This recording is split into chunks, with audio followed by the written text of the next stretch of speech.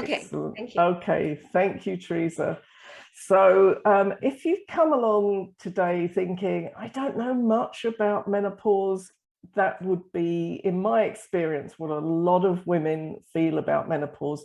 Most women, in my experience, don't really start to learn about menopause until they're in it.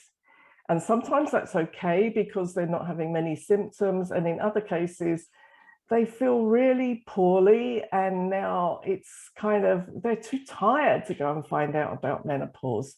So hopefully I can give you some more information or some new information and answer any questions.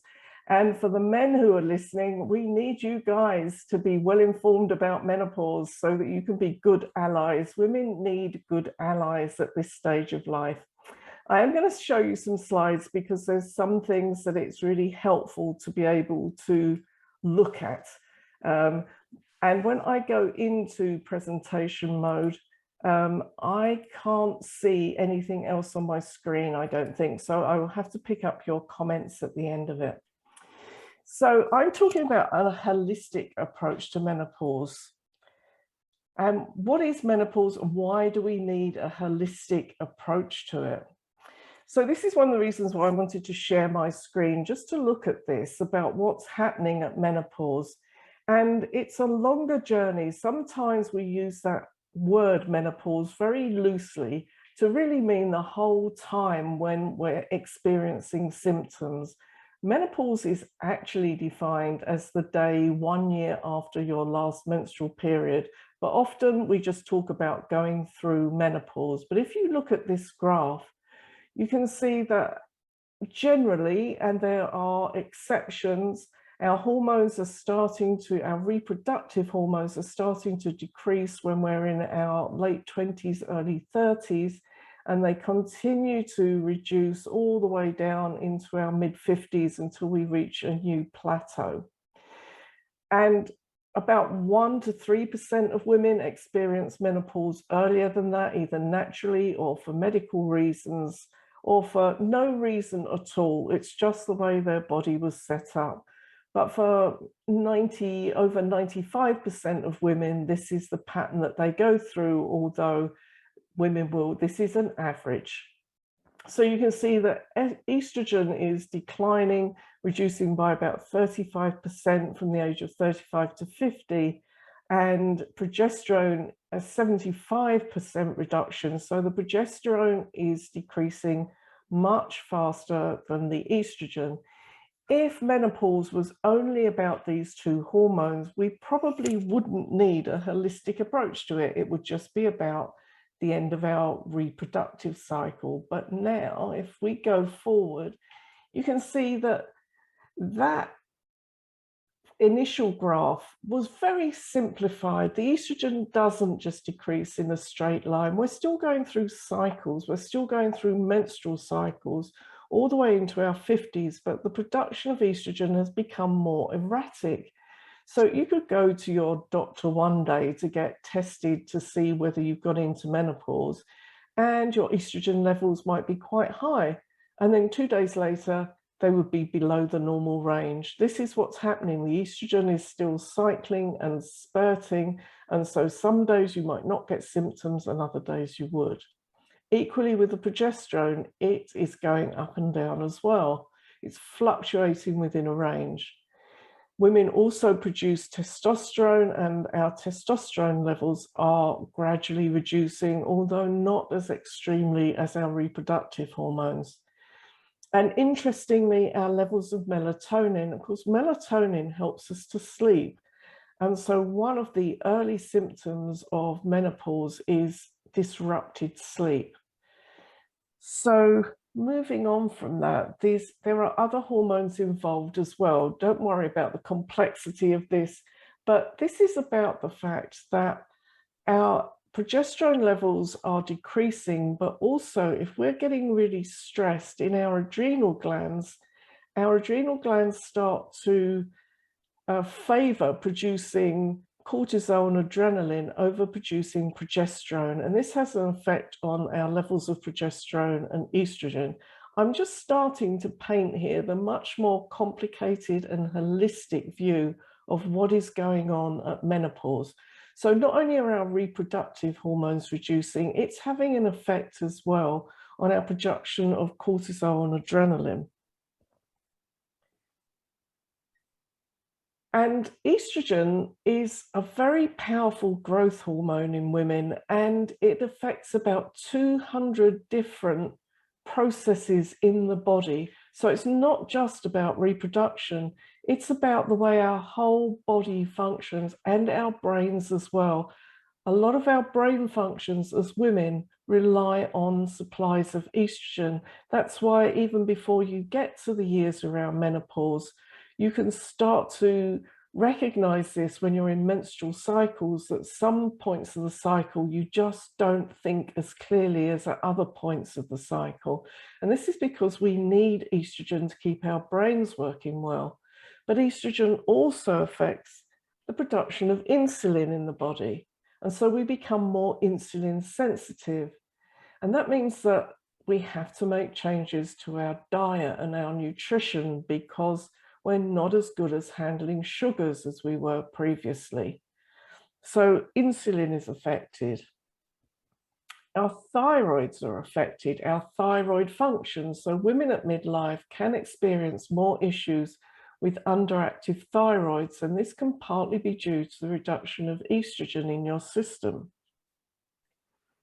I just showed you quickly that other diagram which shows that our productions of cortisol. Now, I know that one of the titles of this particular talk was around anxiety and stress, and women can start to feel more stressed and anxious at this stage of life. Women who've never felt that stressed and anxious can suddenly be surprised by the levels of stress that they start to experience. Now it gets complicated because this stage of life, midlife, is a busy time of life. It's when, you know, if you've had children, they're probably getting to the teenage years, which can be difficult in themselves, or getting ready, preparing to leave home. And then there's the whole empty nest syndrome. It could be that you have older parents who need more care and attention. At the same time, you're dealing with your career and hopefully a really good stage in your career. And there might be changes in your relationships as well. So this is a complicated time in life, and it starts to get aggravated by producing more cortisol, which is a stress hormone. It inflames your system, it inflames your body, and adrenaline as well. The adrenaline that kind of gears us up for action can start to be misused at this stage of life.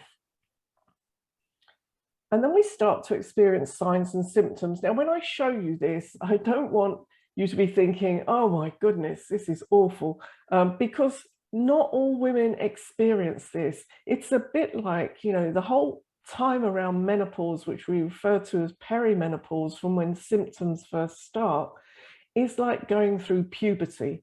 You wouldn't say puberty was one day when your period started. It's that whole time around that when your hormones are changing, your body's changing, your skin's changing. This is exactly the same at the other end of your reproductive time. So just as you would have known girls at school who perhaps had one spot on their face and that was their puberty, and other girls were floored by it. They felt, you know, they were having mood swings, they were having all sorts of skin problems, they were having all sorts of things. So our hormones affect us all in different ways. I'm just giving you a list here of some of the things that you might experience, because in my experience, women are afraid to ask whether this is a symptom of menopause, and then they worry that they've got some other underlying health problem.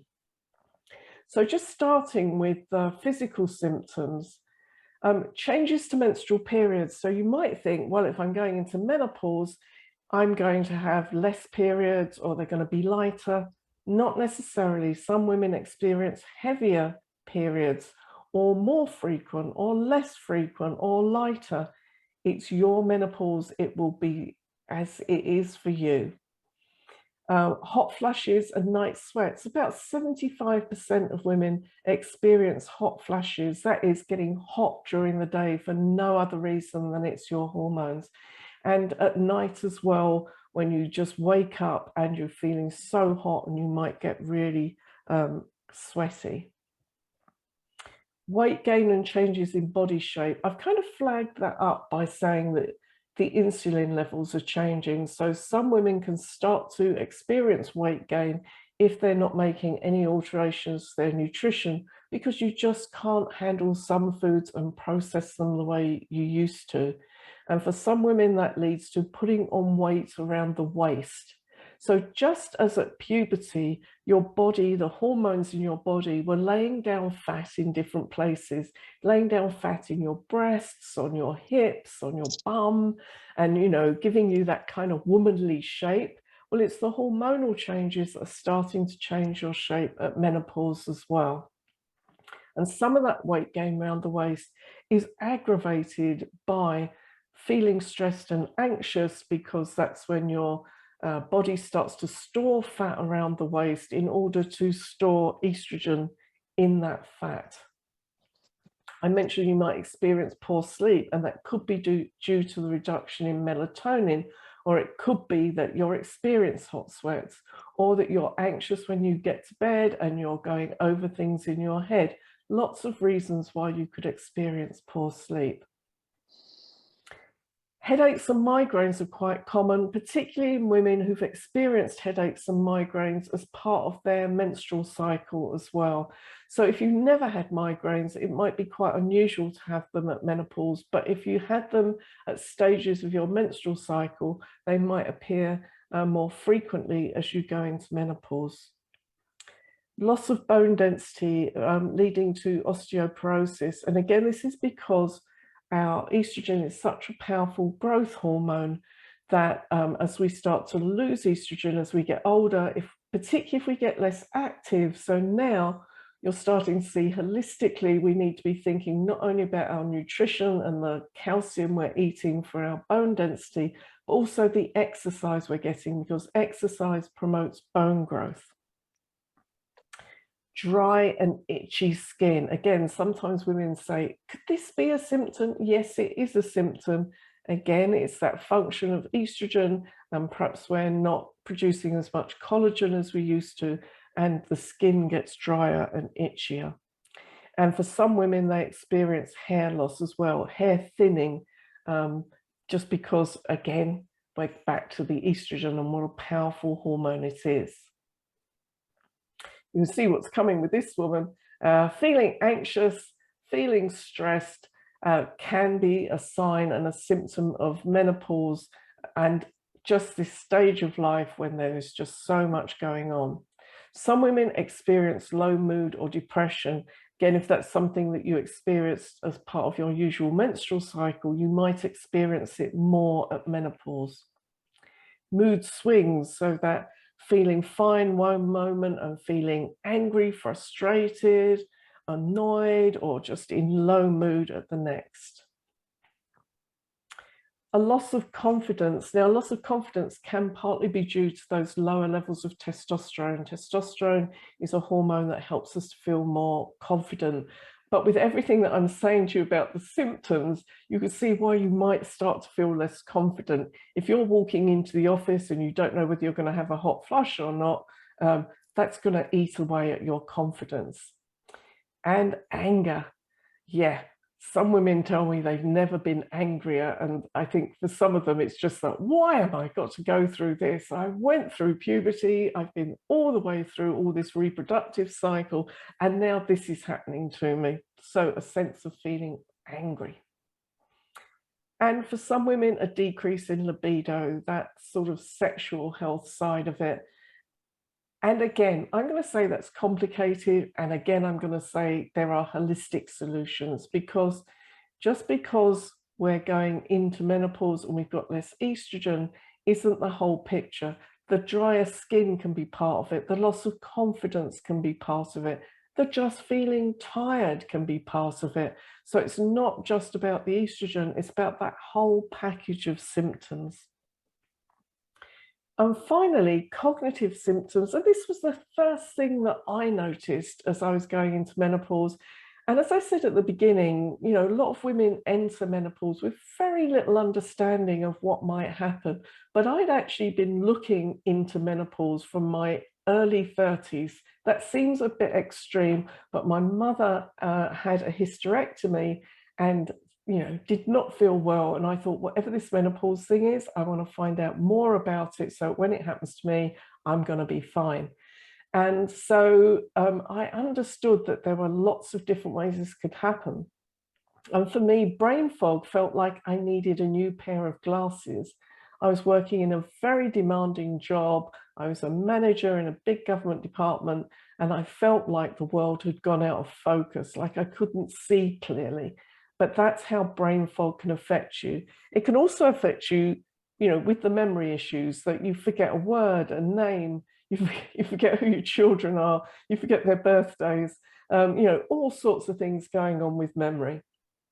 And a loss of concentration as well. When your brain is playing tricks, you might find that you're just not concentrating. I do a lot of work now, excuse me. I'm just going to take a drink of water because I'm talking too much. I do a lot of work around menopause in the workplace. And some of that is to help women who are experiencing these symptoms. I've got a cough again, so I'm just going to, and don't worry, I haven't got anything wrong with me. So what are the factors that affect your menopause? A lot of women think it's their genes, however their mother was, that's how they're going to be. But you've only got 50% of your mother's genes, and she led a very different life to you, most probably. She would have eaten differently to you. She would have exercised differently. She might have had her children at a different time of her life. And all of these things would have affected her menopause in ways that they would be different from you. So your own reproductive history is really important. When you had children, if you had children, how many children will affect your hormone levels. I'm going to talk a lot more about nutrition, because what you eat, what you drink, what you don't eat and drink, really important to that holistic approach. Your lifestyle, really important, including your exercise. Your overall health, if you've got underlying health issues, that's going to have an effect on your hormones as well. Very little is talked about mindset, except by me and probably by Teresa, because how positive we are about any situation or how negative we are will affect the outcome. Our health is very much affected by our mindset. And also by the support we receive, whether that's support at home from a partner or family, or whether it's support at work from managers. Support will have a huge effect on how you experience your menopause. And there are cultural differences as well, whether you feel like this is something that you can talk about culturally, or whether it's a taboo subject, how women, older women, are viewed in your society. This will all have an effect on how you view menopause. So finally, I'm getting to that holistic approach and looking at your nutrition, your lifestyle, your exercise, and complementary therapies. First of all, starting with your nutrition. So it starts with understanding if there are certain foods and drinks that trigger you into menopause symptom. So things like your hot flushes, you may find that they're triggered by certain foods. So for example, for me, I can't drink coffee. Caffeine triggers me into a hot flush. It will make me hot, and caffeine is an inflammatory. So it's understanding that there are certain foods. So I don't drink caffeine. I can drink green tea and matcha. Now, they both have a lot of caffeine in them, but they don't affect me in the same way. So everybody's different. I'm just giving you some general guidelines as to why nutrition is important. I am also triggered by red meat. If I eat beef, I know it's going to make me feel hot and not in a good way. sugars, a really high sugary diet, because sugars affect your blood sugar levels, that might be a trigger into either feeling anxious or angry, or it can be a trigger into hot flushes. So I've said eliminate, but the first thing you have to do is identify the foods and drinks that trigger you into symptoms. And once you've identified them, you can start to eliminate them, or you might just reduce them and see whether that works for you, or avoid them. Eliminating is a good start though. Keeping well hydrated. So you will always see me, even if I'm on video or on Facebook or doing my radio show, I'm always having plenty to drink, because keeping well hydrated is so important. Keeping well hydrated is important for your brain function. It's important for your body, for your digestion. So whether you're drinking water or non-caffeinated drinks or herbal drinks, avoiding the fizzy drinks, the carbonated drinks, really important. So staying well hydrated. You can eat foods that help to balance your hormones. So I've talked about the eliminating, but there are some foods that contain plant estrogens called phytoestrogens. And it's things like fermented soya. So raw soya doesn't have the same effect, even though soya has phytoestrogens. The fermented soyas, the misos, the tempehs, the tofus are much better for your system. Chickpeas, lentils, linseeds or flax seeds, the same thing, sometimes called differently, contain a lot of phytoestrogens. Linseeds are your friends at menopause. Sprinkling them on breakfast cereal, putting them in smoothies, putting them in baking, or over your salads. Linseeds have got omega-3 oils, they've got phytoestrogens, they've got fiber in them. Honestly, if you do one thing after you've watched this, go and get some linseeds. Sesame and sunflower seeds as well, rice, but brown rice, oats, wheat, broccoli and carrots. There's a much longer list, but I'm just giving you some ideas of some of those phytoestrogens that can help you to balance your hormones. The omega-3 fatty acids, again, really important for your body health. You know, when people go on low-fat diets, often they're eliminating some of these omega-3 fatty acids, the oily fish, salmon, sardines, mackerel, tuna, the linseeds, the soya. We need the omega-3 fatty acids in order to be well. I could talk a bit more about omega-6 acids. We don't need those so much. We should have a higher proportion of omega-3 fatty acids. Lean proteins, so lean chicken, the white meats, eating fish, very good. Vegetables and fruit, obviously fruit has more sugar in it, so again it's balancing vegetables against fruit. Normally we talk about fruit and vegetables, we don't talk about vegetables and fruit, but actually we should be focusing more on the vegetables and some fruit because of the roughage in it, because of the vitamins that are in it. It's really important that the kind of berry fruits really good for us, and the red dark fruits. And we need complex carbohydrates. So in our meal, we need to have a balance of the protein, the vegetables, the complex carbohydrates, and some fruits as well.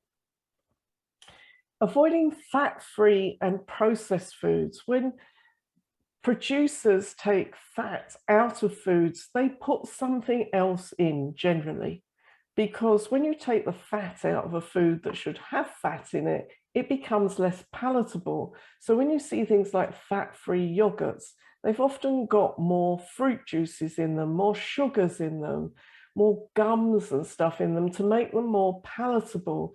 And so you're getting rid of the fat, which you needed anyway, and then you're replacing it with something you didn't need. So always being wary of processed foods. It can be really instructive if for a month you say, right, I'm just going to look, any food that I buy that isn't in its natural state, doesn't look like it would have done growing either as an animal or a vegetable or a fruit or a seed, I'm going to check the label. See, I just need more water. It's staying hydrated. So looking at processed foods, checking what's in them, how much sugar has been put into them, what other chemicals have been put into them. Because when you're taking a holistic approach, it's only putting things into your body that will support it. You know, I went on a no added sugar challenge about 3 years ago. And I was going to London one day and my husband said, oh, well, I'll get something for dinner. I'll get us something pre-prepared. I said, that's fine, but can you check the label on it because I'm not eating added sugar? And when I got home that evening, he was absolutely furious. He said, I turned over all of the pre-prepared meals and they all had added sugar in them. I said, I know, who would have believed it? He said, why do they put sugar in lasagna? Why do they put sugar on pizzas? I said, because they know that our brains love sugar and that we want sugar. It lights us up, but it isn't good for us. So really worthwhile checking. So reducing refined carbohydrates, the white flour, the white bread, the white pasta, reducing those and looking at salt and sugar content as well. And then if we look at supplements, now sometimes the food that we're eating just doesn't have enough nutrition in it because the soil has become depleted of nutrients. I'm just going to give you a little list here. One of the other speakers might talk about this more, but magnesium. If you're if you're getting cramps at night or your legs are moving at night and you need a relaxant, you can take magnesium as a supplement or as a spray that you can put on. I sometimes get a cramp in my feet at night and I find it really helpful to have a magnesium spray. Really a multivitamin. Now, some multivitamins are actually marketed as specifically for menopause, and so you pay more for them because they're a menopause vitamin. But actually, a really good quality multivitamin might be more what you want. So something that contains vitamin C, D3, and a B complex will probably satisfy what your body needs. Some women feel that they need calcium because of their bone health. Again, calcium, you really need calcium citrate rather than calcium carbonate because it's easier for your body to absorb. We used to be told, oh, you've got to drink lots of milk, have lots of dairy in order to get the calcium you need. Actually, that calcium isn't very available to the body. It's much better found in other things such as the dark green vegetables. And I've talked a bit about omega-3 oils as well. Chromium can be very helpful if you're finding that you've got weight gain, and zinc can be helpful in helping you to absorb some of the other vitamins as well. So moving on into lifestyle. I'm hoping that none of you are smokers. If you are smokers, get some help, stop smoking. It's not doing you any good, particularly at menopause. Reducing or eliminating alcohol, that is often not the favorite message that I give to clients. And often they'll resist it and go, oh, I don't think the alcohol's causing me any problems. Trust me, it probably is. It could be disrupting your sleep. It's putting a burden onto your liver. It could be leading to weight gain as well. Give it a go. Do a dry January or a dry February and just see what's happening. Managing stress is really important. So it's wonderful that Teresa and her other speakers will be talking about breathing techniques, Qi Gong, because stress is no good for us at this stage of life. It's not helping with our hormone production. So really managing stress is really important. I've kind of skated over that because I'm sure that will get talked about much more. Exercise for menopause. So the exercise that you've been doing up until this stage of life might not be so suitable for you at menopause. We need some cardiovascular exercise, the sort of exercise that speeds up the heart, gets you breathing a bit deeper. But long periods of cardiovascular exercise, like going for an hour's run rather than a 20-minute jog, can lead to you producing more cortisol and inflaming your system. So some cardiovascular is really helpful, but you don't want prolonged periods of cardiovascular. Some weight-bearing exercise. So we can see our lady in the picture using weights, kettlebell training, training using resistance bands, something that does weight-bearing, very good for promoting bone growth that we need at this stage of life. Stretching exercises. So I hope Teresa will be pleased with me that I do my Qigong. I do a little bit of Qigong. I do more Tai Chi, which I find is really helpful in helping me to stretch and balance and breathe. You might find yoga helpful or Pilates. Again, it's a combination of things that will be really helpful. Sorry, I'm going to go back again. I missed one bullet point there and I didn't want to miss it. So relaxing exercises, again, that could be the Qigong, could be the yoga, could be the Tai Chi, something that calms your body down, that gives your brain a bit of a relaxation. Breathing exercises, meditation, really important. And so one thing that can be really helpful is HIIT training, high intensity interval training. So you're getting some cardiovascular, some weight bearing, some stretching, and then doing some relaxing at the end of it. Complementary therapies. Now, I'm a hypnotherapist, that's why this is first on the list, but I talked a bit about mindset at the beginning, and doing something around your mindset so you're in a positive state of mind can be really helpful to your experience of menopause. Also, hypnotherapy, relaxation, including some visualizations, has been shown in research to be really helpful for dealing with hot flushes. Cool visualizations, picturing something cool when you're in a relaxed state of mind, can be very effective. But I also use it with clients for their anxiety, if they're having weight gain, if they're stressed. Lots of things I can do with hypnotherapy. Traditional Chinese medicine, acupuncture to help to balance the body, and Chinese herbs to help to supplement the body as well. Herbal remedies, there are a number of herbal remedies that are used for menopause, things like black cohosh, red clover, Agnus castus. Now, most of these herbs contain phytoestrogens, plant estrogens, and what they're doing is help to enhance your body's supply of estrogen.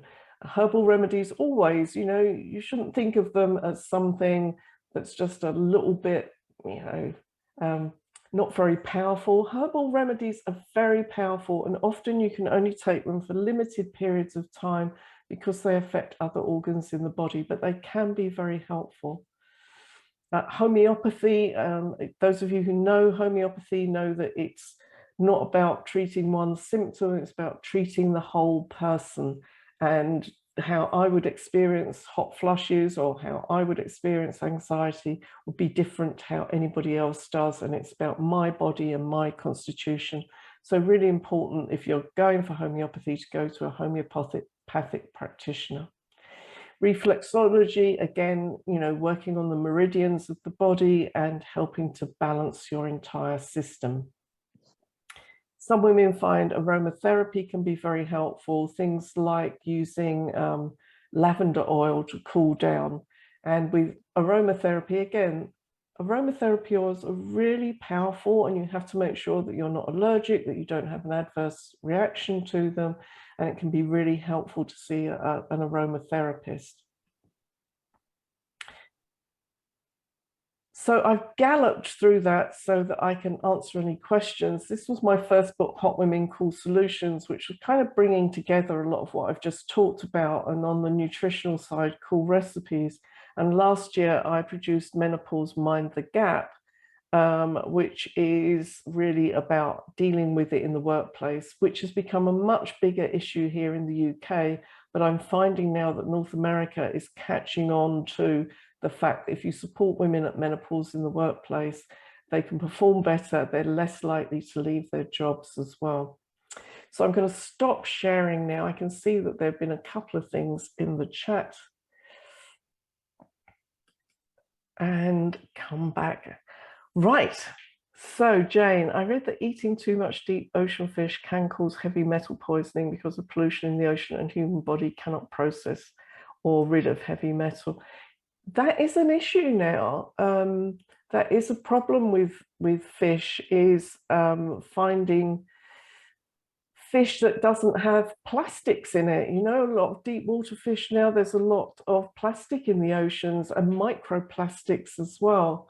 So, and it's one of the reasons why if you're going to take an omega-3 oil, that you should really look at the sourcing of the omega-3 oil. Some vitamins and minerals are so readily available that where they come from isn't a big issue. Like magnesium is readily available, and vitamin C is generally available.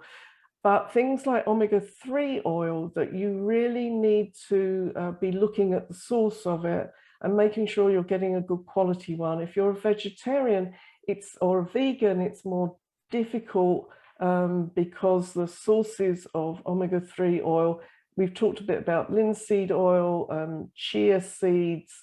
There are omega-3 oils available in plants, but not as readily available as in fish. But you're perfectly right. We have to balance that against the other things that are in the ocean that fish are eating. Does menopause affect women differently who do not have children? Well, this is about the fact that everybody's menopause is different, and if you do have children, then it affects the balance of your hormones while you're having children. I've come across several women who've gone into early menopause after they've had a first child in their 30s, because, you know, having a child, oh my goodness, it's so disruptive of your hormones. Again, what a holistic experience it is. Having a child. So yeah, everybody's menopause is unique to them. The symptoms are unique to them, but when you have your menopause, can really be affected by firstly, when you started having menstrual periods. The later you start having menstrual periods, the earlier you're likely to finish having them and go into menopause, and you can get disrupted by having children. What kind of magnesium do I recommend? There's so many different brands of magnesium. I use a spray, which I think is called Future You or something like that. But there are many forms. Perhaps one of the other speakers who's in Canada or America would recommend a brand there. Do you think women nowadays are more prone to early menopause due to factors? The average age of menopause really hasn't altered very much in hundreds of years. It stayed around this age 50, the average age, for hundreds of years. There's some evidence that it might be getting a little bit earlier, like, you know, 51 instead of 52. Hard to say, but you know, processed foods, stress, fast-paced lifestyles, they affect the experience of menopause very much. They will aggravate your symptoms, and yeah, so those lifestyle factors will certainly affect your experience, although when you actually go into menopause, may not be affected so much. That's the end of the questions I see in the chat. Anybody else got anything? Aaron, I saw you nodding a couple of times or thumbs upping. Yeah. Is there anything you wanted to add or say? Yeah, the magnesium, when you were mentioning that, absolutely, it's so good for your nervous system. And there is some research that indicates that transdermal magnesium is actually a better way to receive it, that is through your skin, you mentioned a spray, than even orally. And there's a brand in the US called Living Good Life. and it's a woman based out of Utah, and you can just put it in a bath. And yeah, and then I also really like the points that you were making about, you know, the stress and how that creates all of these juices, these that are not necessarily healthy for the nervous system, for the organs. So yeah, that was great. So my last point would be with using a magnesium spray. Some people have come back to me and said that they get a real sensation from spraying it. It can feel really tingly or more intense than tingly, you know, like ow. And that can be a sign that you need the magnesium, that you're actually deficient in it. But it might also be that you might be sensitive to whichever form of magnesium you're taking. So yeah, if you get a kind of a tingling sensation when you spray it on, don't be too concerned unless that gets really painful. It might just be that that's the reaction on your skin because you needed the magnesium. Teresa, I'm going to hand back to you and say thank you to Aaron and yourself, and I can't wait to hear the rest of the webinar.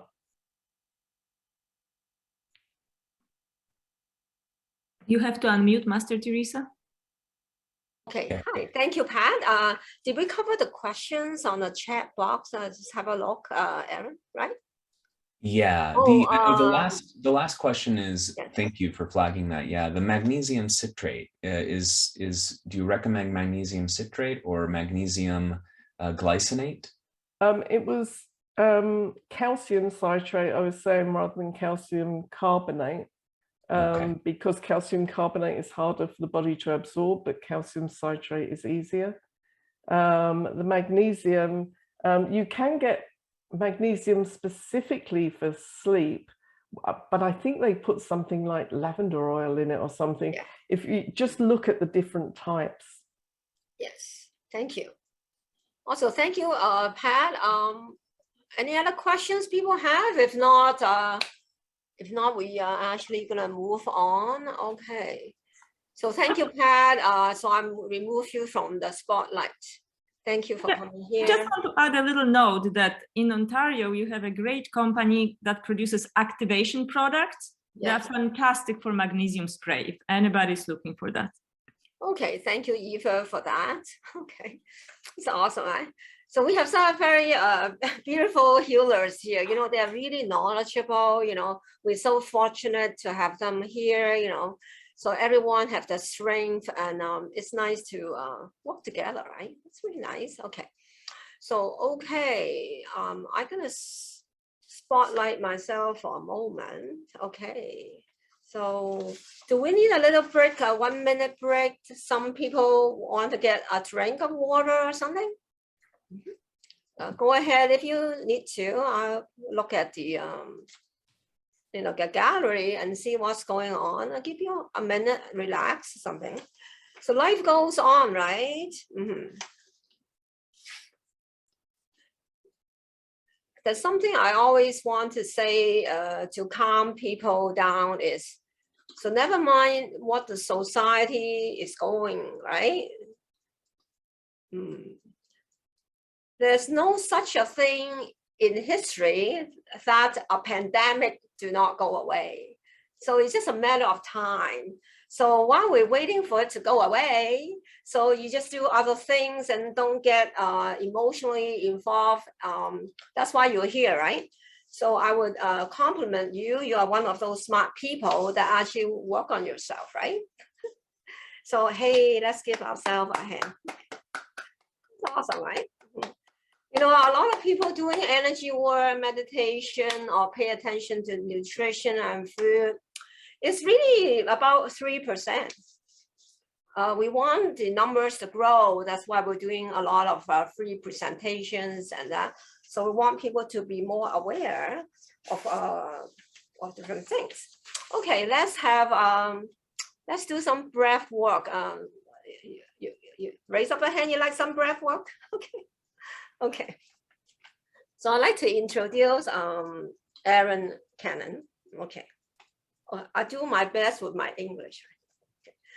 So he's a Qigong instructor, a breathwork instructor based in Santa Fe, New Mexico. He's also a founder of earthskyschedule.com, a public Zoom room featuring daily donation-based Qigong, yoga, breathwork classes. So Aaron is dedicated to holding space for you, for his students, clients, to breathe through any perceived density and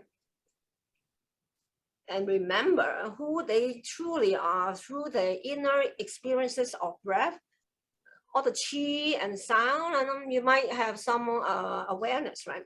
He has studied Qigong, say with me, with Peter in Indonesia and New Zealand, Switzerland, California, different teachers, right?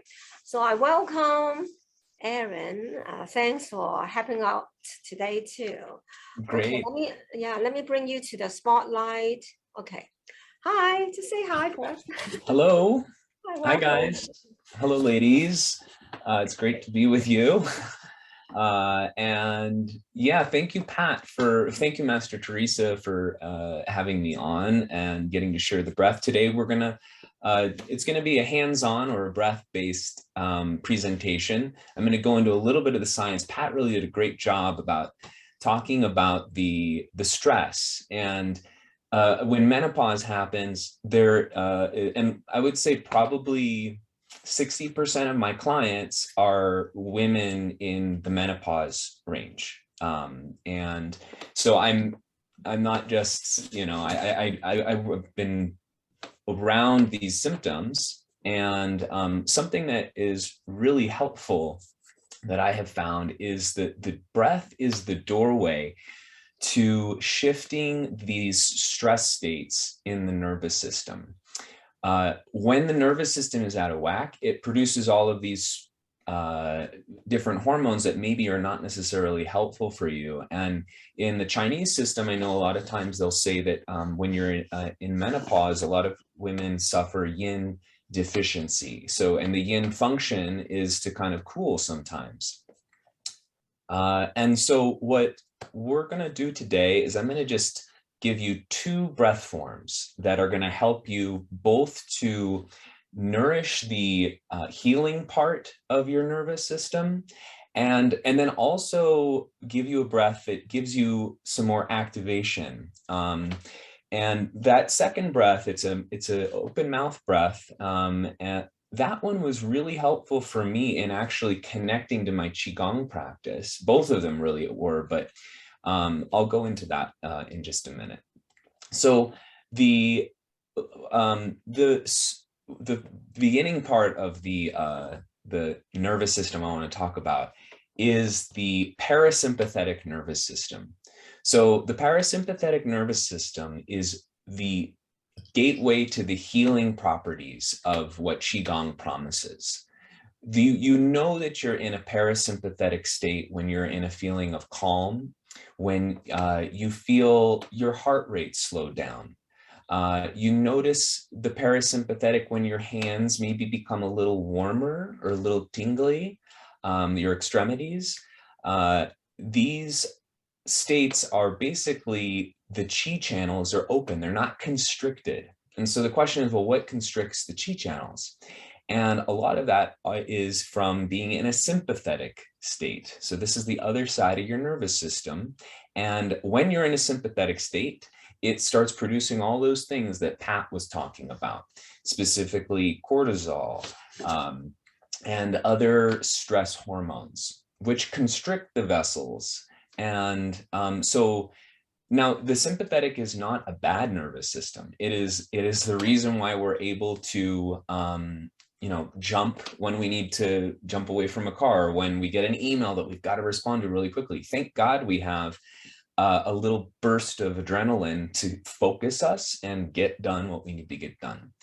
But long term, and this is the personally, I witnessed that long term, I was in a state of sympathetic nervous system, and it was idle. I didn't really know I was in a sympathetic state. And this is really common with my Qigong students and breath students. It's not that you're about to be attacked by a cheetah or run over by a car. That's an extreme sympathetic nervous system state.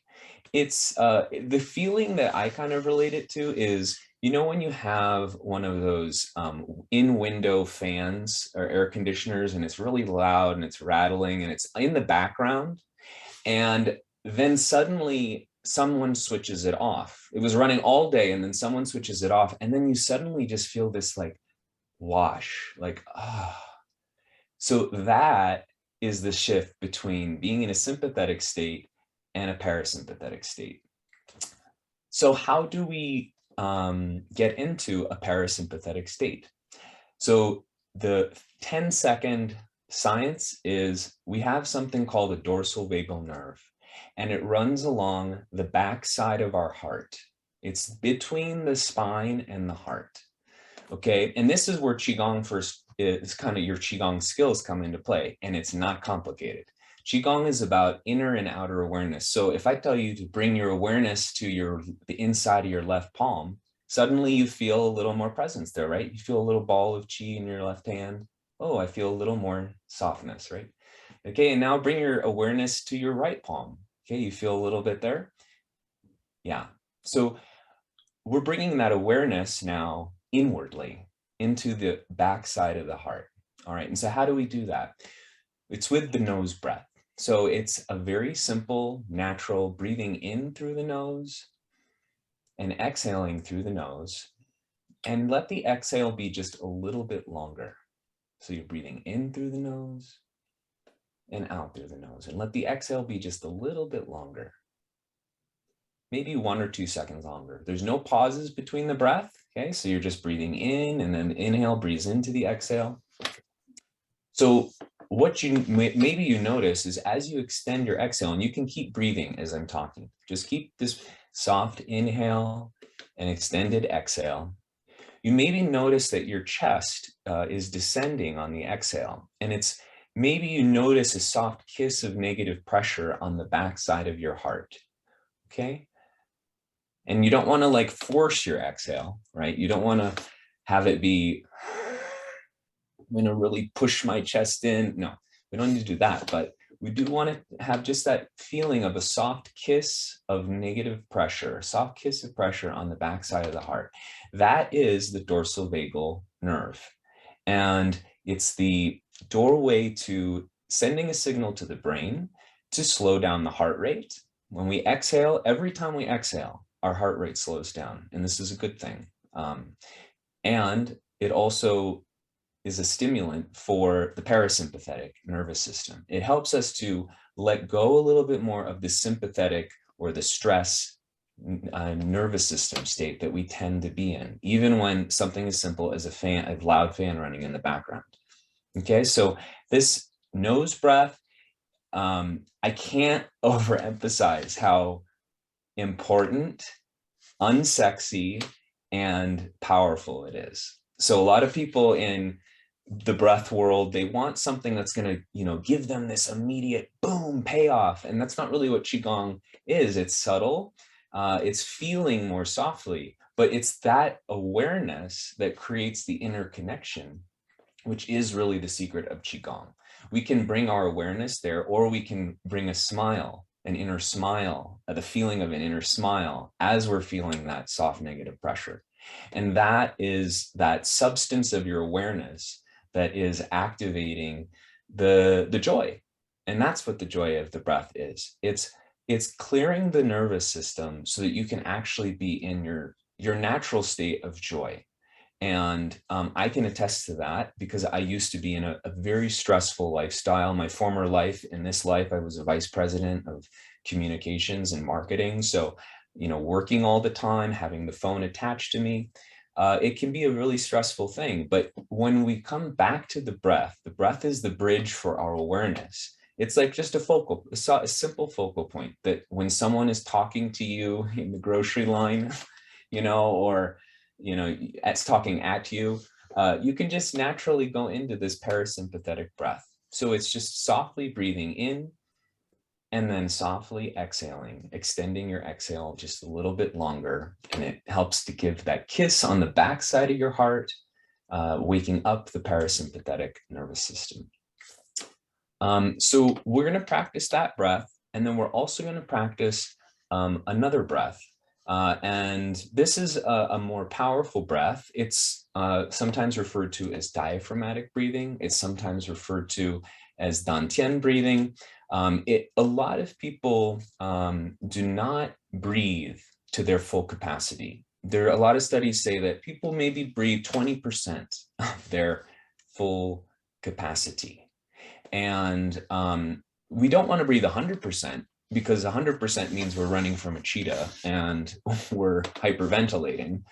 We don't need that either. So it's finding a way to bring more presence into this lower belly region. So the dantian is, 3 finger digits below your belly button right here. Okay. And so we want to practice with a soft open mouth, breathing into the lower belly and feeling it rise to the chest. Okay. So let's just practice that really quickly, and then I'll continue talking a little bit more about the why. But we want to just feel our mouth open, and we softly breathe in.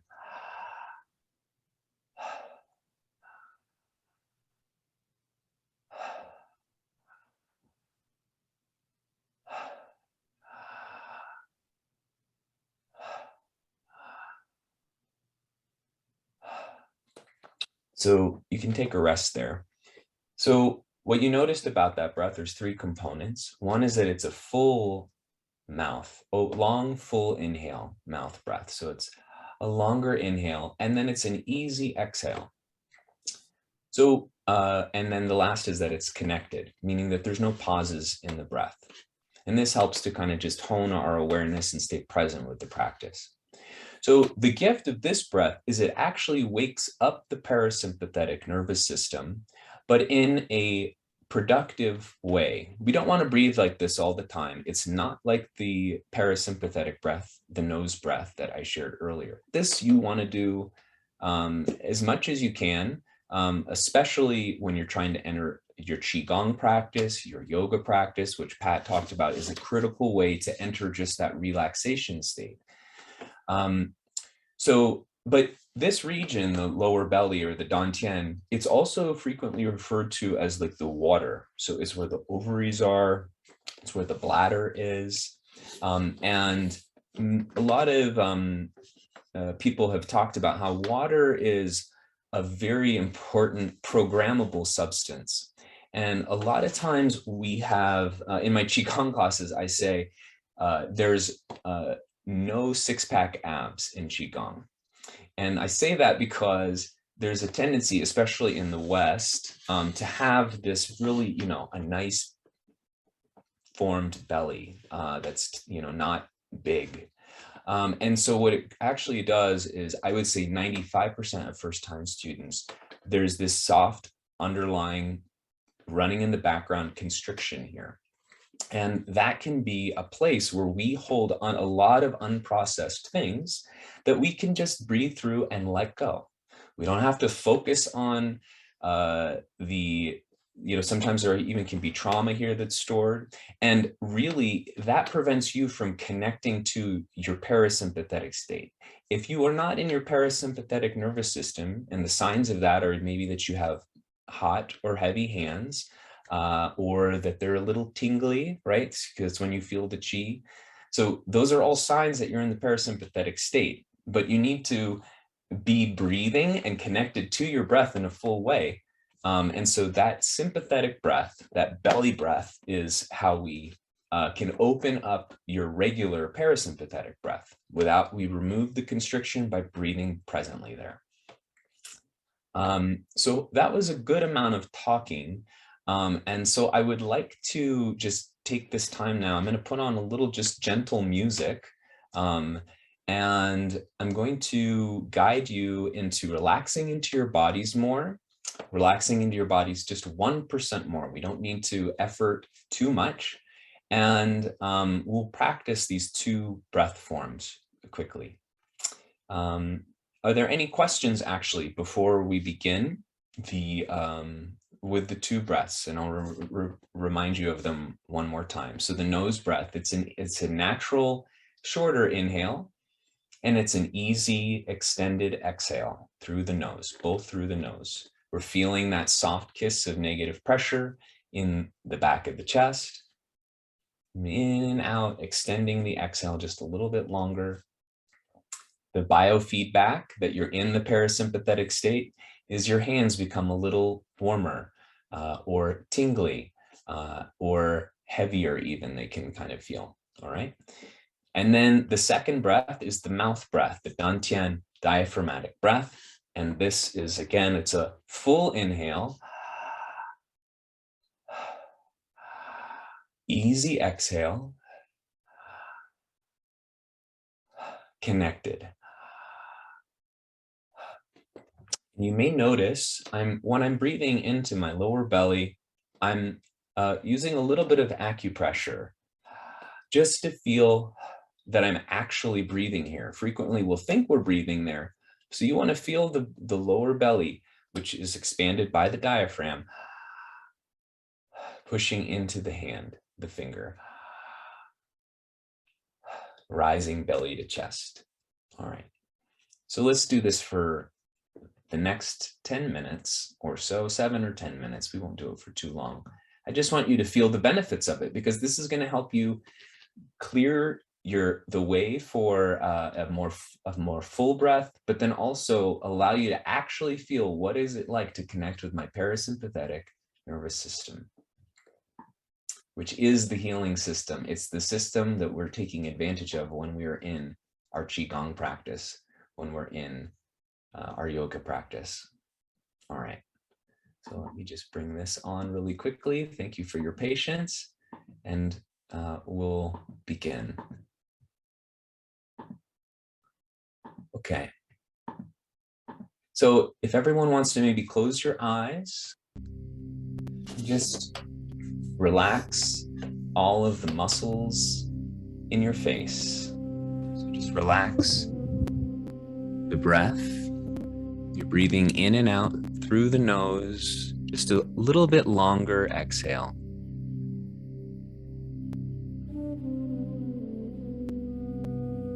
Relaxing your eyebrows, relaxing the muscles around your eyeballs, relaxing your cheeks, in the corners of your mouth, your chin, your vocal cords and throat. Just feel 1% more softness in your heart region and down your spine. Just 1% more softness. Doesn't have to be a lot.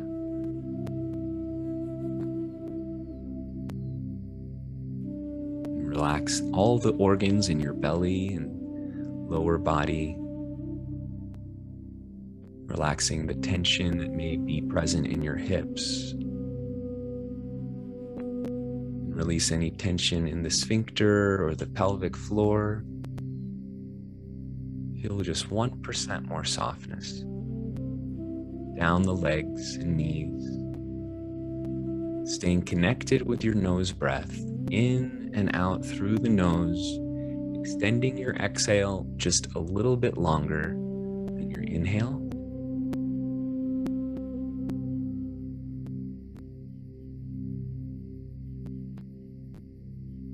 Continuous loop of breath. As you exhale, feel more softness down your ankles and toes. Feel soft connection at the center of the ball of your foot, linking with the earth. Just feel soft connection, frequency with the earth.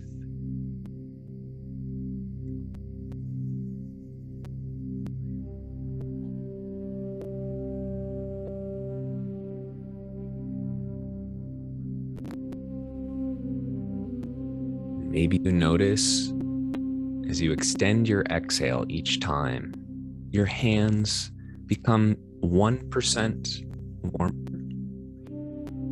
or 1% more tingly or heavy. Maybe you notice it in your feet. Breathing in and out, extending the exhale through the nose.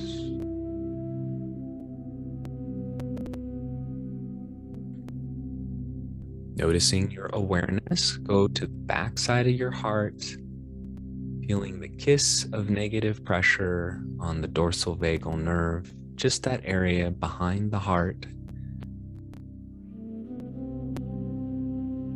You feel an inner smile there.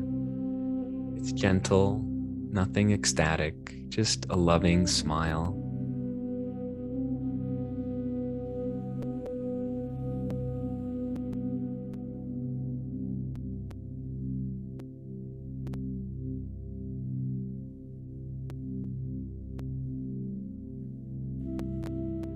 In and out through the nose, extending the exhale just a little bit longer than your inhale.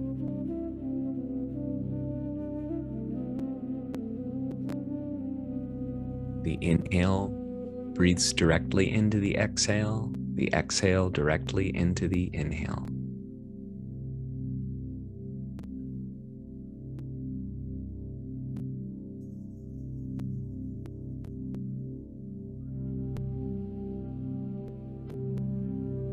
And you notice your hands or your feet just become a little bit warmer or a little more presence there.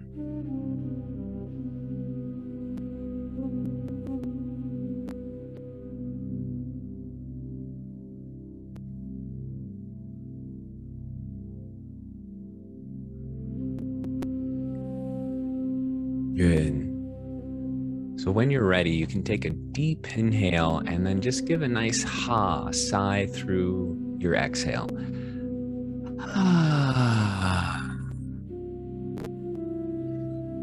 Give a few more sighs, a ha sigh. Just let it feel vibrate through your heart and your chest like a sigh of relief.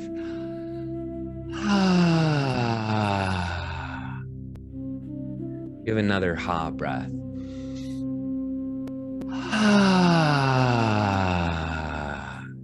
Good, and just slowly begin breathing only through your mouth. Now drop your chin. This time your inhale is longer and you just let the exhale fall out. Don't control the length of the exhale, just let the exhale fall out.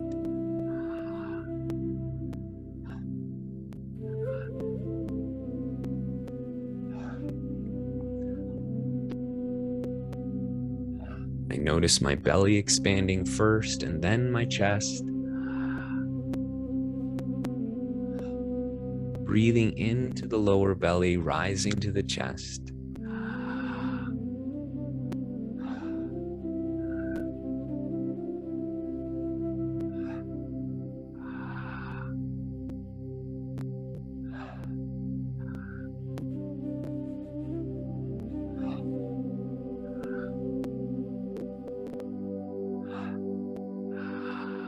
It's a full inhale, an easy exhale, and just let the exhale fall out. You don't need to control an extended exhale this time. Just let the exhale fall out. Practice the feeling of letting go as you let the exhale just fall out.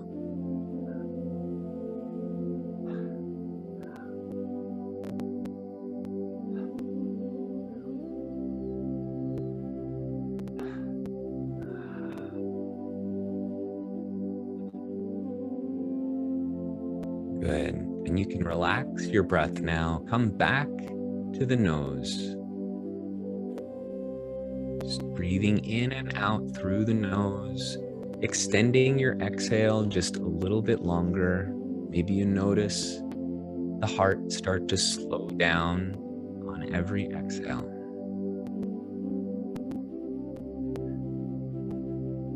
Extending your exhale again, only breathing through the nose now.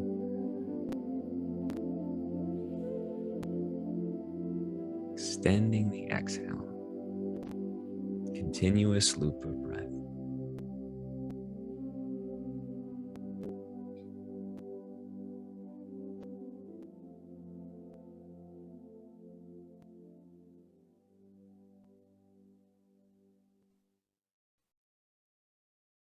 Good.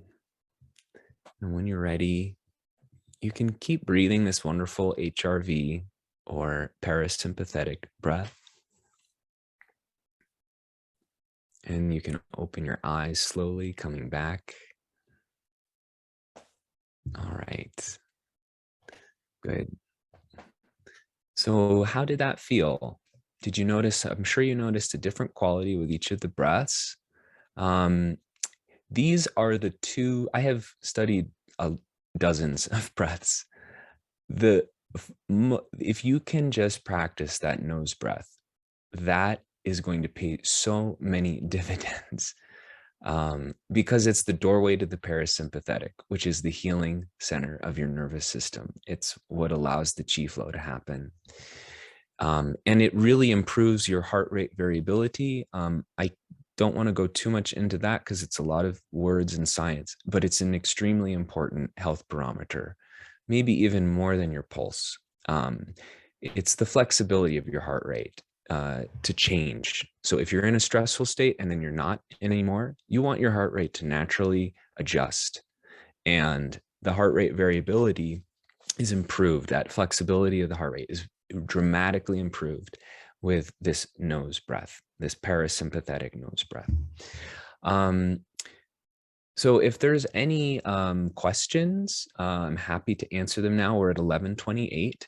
We have just a few more minutes. And as the questions are coming in, I want to just let everyone know that I'm giving everyone in this room a free 30-minute breath analysis. And it's via Zoom. I do this for anyone. I know it sounds like a pretty generous offer, but most people that I do it with, they tend to want to learn a little bit more. So this is what I like to do. And I think you'll get a lot out of it. I'll look at your breath form with your belly and your chest and noticing different points. And we go into some acupressure as well. But it's all for you. And I think Master Teresa has linked to some things for that. So thank you for all you were doing. Thank you. Okay, I appreciate that. So thank you for your offer too.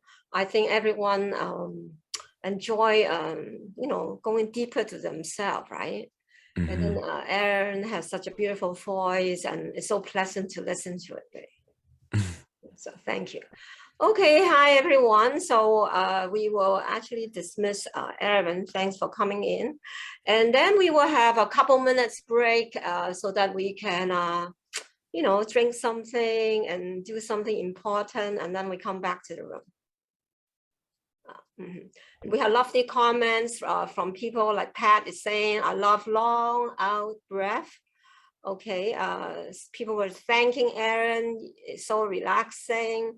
Thank you so much. And so just all the beautiful thing, everything just lovely. So okay, let's see how people are doing. Go for a couple minutes of time. It's really lovely. Okay, just give them a couple minutes. So sometimes when we keep listening, we need to have a little space different, right? And then it's really lovely to change the energy a little bit. So you can enjoy what Aaron has given you, and the energy is there, and then it's still integrating with you, right? Okay, so and then recognize how you may be different before and after would be a good realization. And just check yourself out, right? Okay, just give yourself a couple minutes now.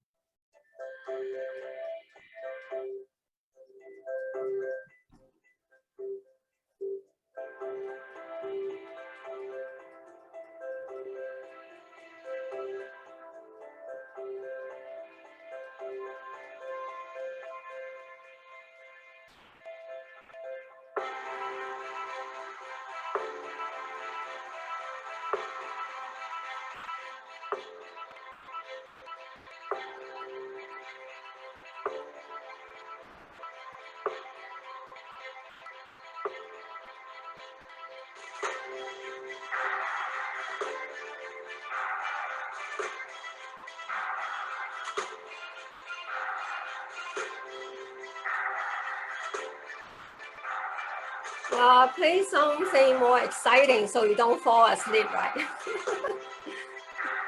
Okay.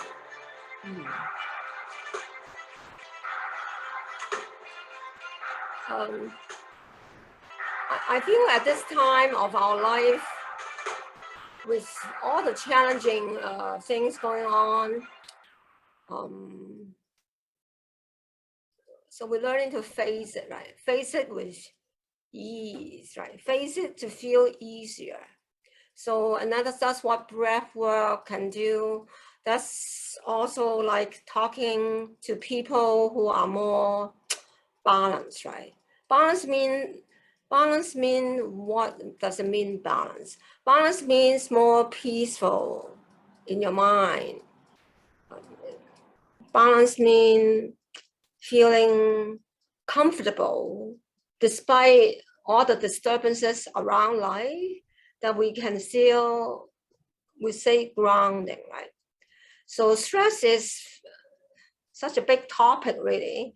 So later on, when I come to my part, I will actually help you to do some grounding work. I will also do you a group healing at the end, and I want everyone to feel grounded when you leave. So you learn something very important about what's blockage, right? So the big word blockage is such a big word, but sometimes we don't quite understand what it means. I tell you, it took me many years to understand what it means too.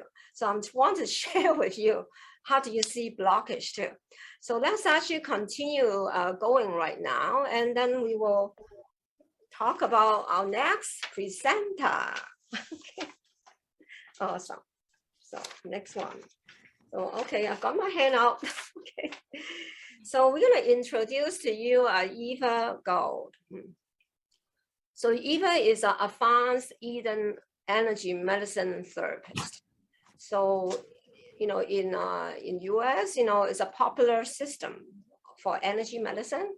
So one of the faculty members of the Eden Energy Medicine certification program in USA. So Eva is a licensed natural health and medical Qigong practitioner, and she is also a clinical aromatherapist. In addition to her full-time teaching at the Eden Energy Medicine Institute, he also traveled to USA. He teaches in Canada, Toronto, and he also helped people to be certified as a practitioner in the system, right? So in coming January, which is now, she is saying that she's going to have a YouTube channel, and then she says she's going to do something more on Facebook.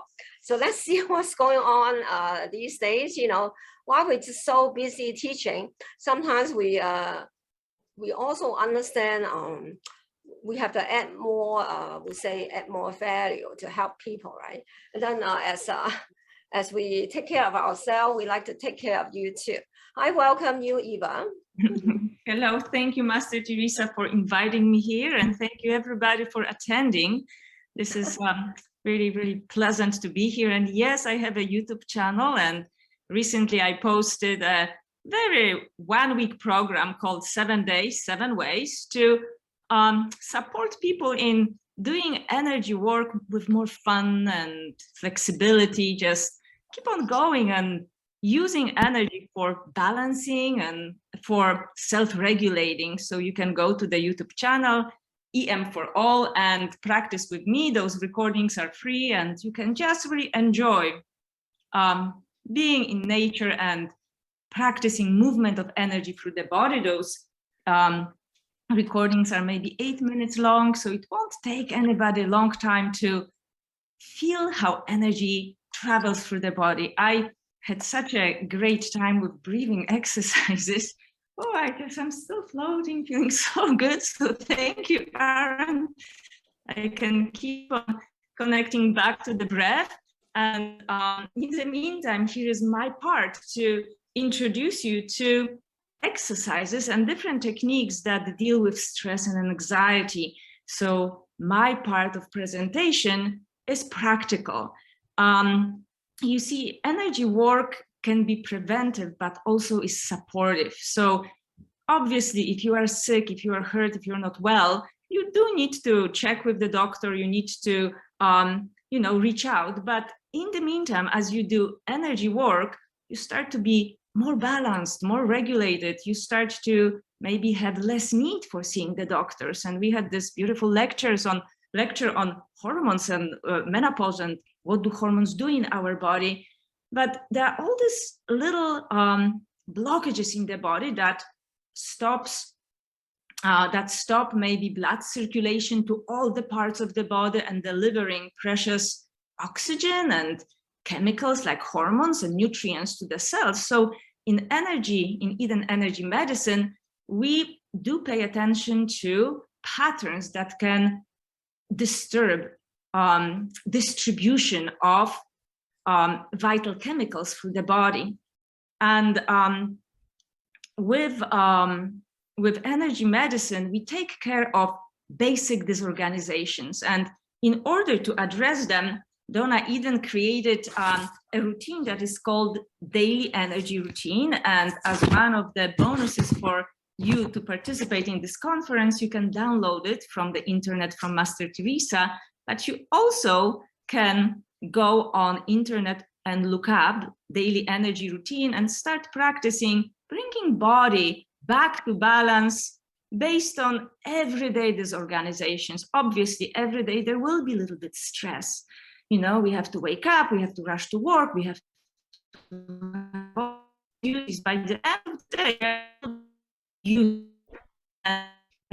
stressed, and maybe we have hard time to digest, and maybe we have hard time to sleep, or even maybe we feel negative about life. We lock inside. We don't feel very friendly with everybody. So with stress, there are different levels of stress, and but stress is part of life. So we have to kind of check with ourselves what we got used to. Sometimes we can simply get used to stress and treat it as our normal and forget that we can get out of stress, because when stress is our normal, we just live on the stress all the time. And when we don't have tools to relax and open up, like breath work or yoga or Qigong, body gets stuck in that stress and starts to feel it's the normal, right? And stress also has many layers. You know, under small stresses, then can be medium stresses, and big stresses, then can be stresses from childhood and stresses from teenage years and adulthood and work and family relationships. All of these are layers of stress, and we just simply get used to it. So stress, change, and challenge is part of life. And the best way to process a stress is probably for a gradual change. So we all live on Earth, and we don't even notice that we are actually traveling on a spaceship. There, through the universe, the Earth is keep on going. We are on this big spaceship, moving, rotating, shaking, but we really don't think about this, because Earth moves gradually and slowly, and we adjust and we process. But if the Earth would be moving quickly and randomly and shaking, we would all jump all the time and be unsafe on Earth. And that's not the purpose of life. The purpose of life could be enjoying this life and doing great things and being creative and having great relationships. But stress stops us somehow. You know, the sudden stress can really be a huge obstacle. So some challenges and changes are detrimental. Some challenges and changes are not like Earth, slow and peaceful, giving us time to incorporate and process and let the nervous system recalibrate. Because having systems that process stress, we should have time to recalibrate that nervous system. And therefore, when we are under huge repetitive stress, our lifestyle starts to diminish. What we love to do is not so lovingly appreciated. Our creativity, intelligence, our health gets depleted with stress, and we feel knocked down, right? Bring to mind all the times you felt like you don't want to participate in radiant activities, family or friend activities, because you were simply not able to take in anymore. So Aaron and Pat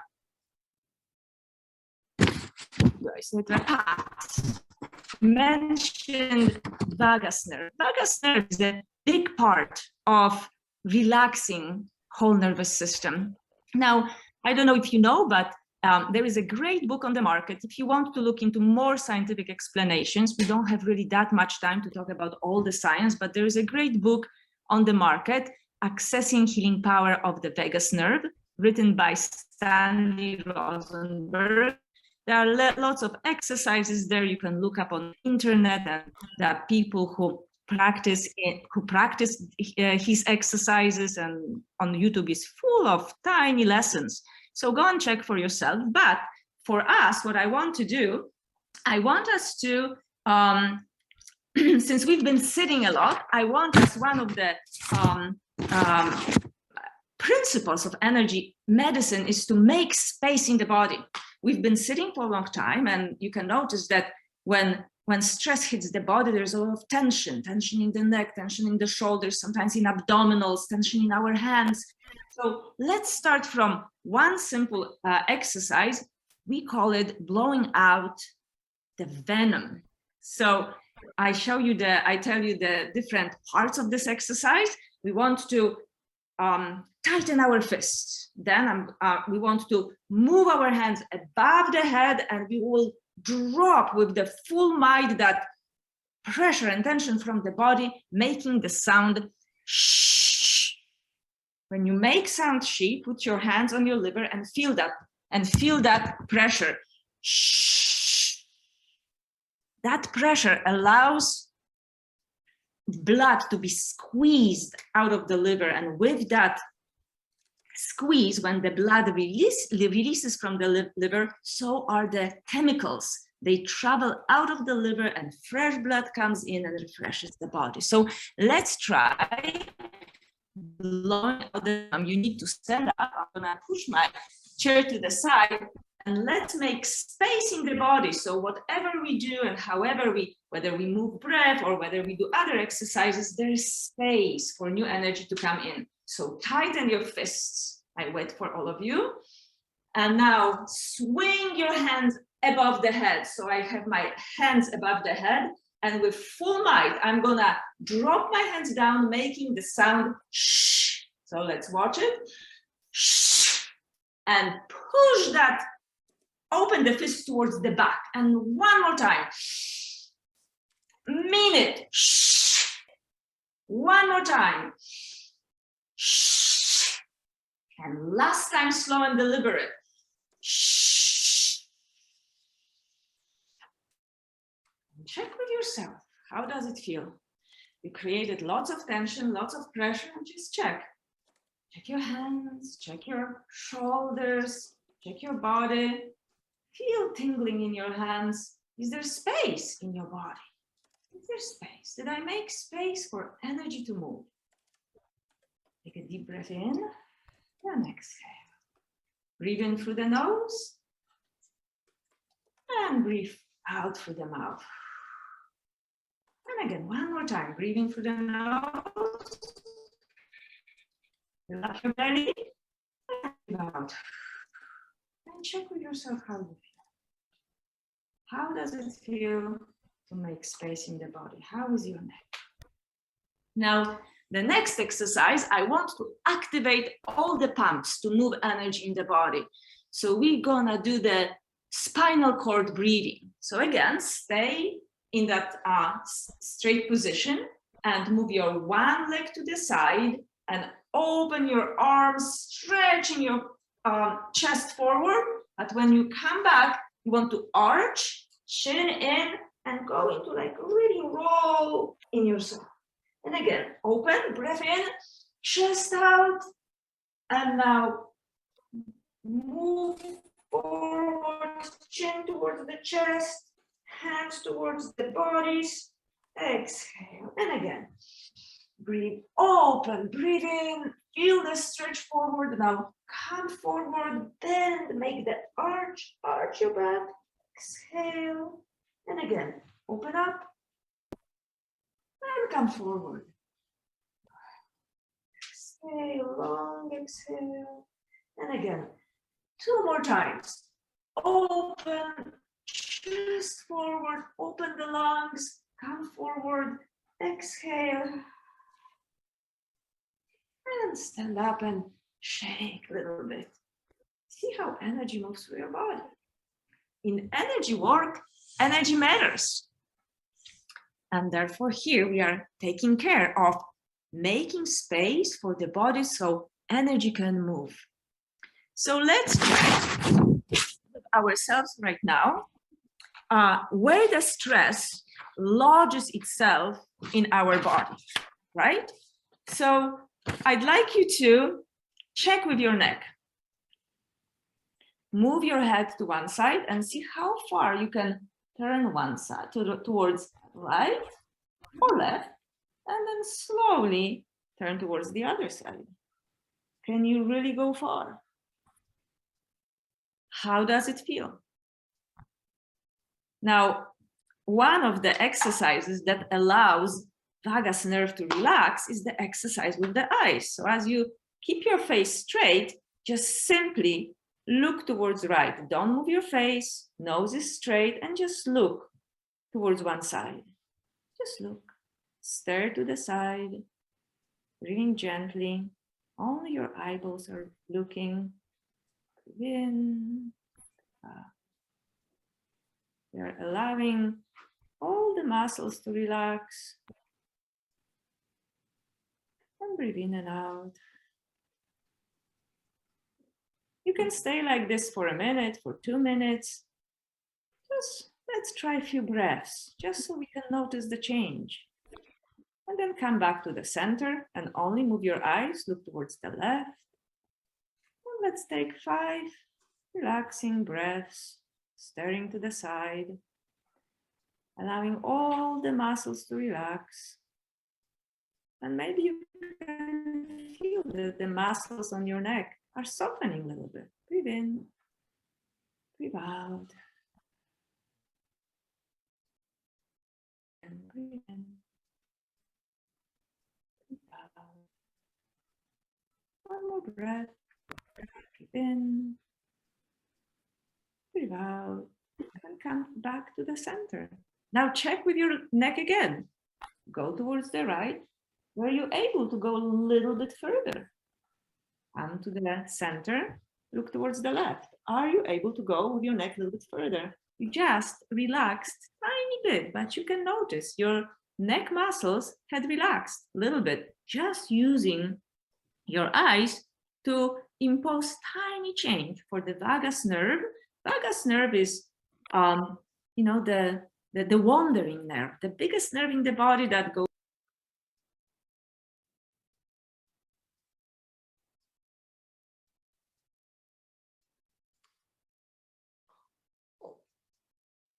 Okay, what's going on? Let me see. Yeah, I'm sorry for that. I got thrown off. It's okay. Here you go. Okay, continue. Well, take it easy. But I hope it's a little bit of a change. Now, our eyes can remember stress. So what I'd like you to do, I'd like you to take your hand, just maybe 20 centimeters away, and travel very slowly. I made a 3-finger notch, that little, and very slowly travel towards the upper left all around and follow your 3-finger notch. Just with your eyes, don't move the face, with your eyes, very slowly, and notice, is there an area that feels denser, slower? Maybe there is some kind of bizarre sensation there, buzzing. Keep going around. In energy work, we can test where is the tension locked in the eyes. But right now, here in this presentation, I'm not going to show you how to test it. I just want you to feel energy. Energy to be felt. Like Aaron said, feel your hands, right? your body.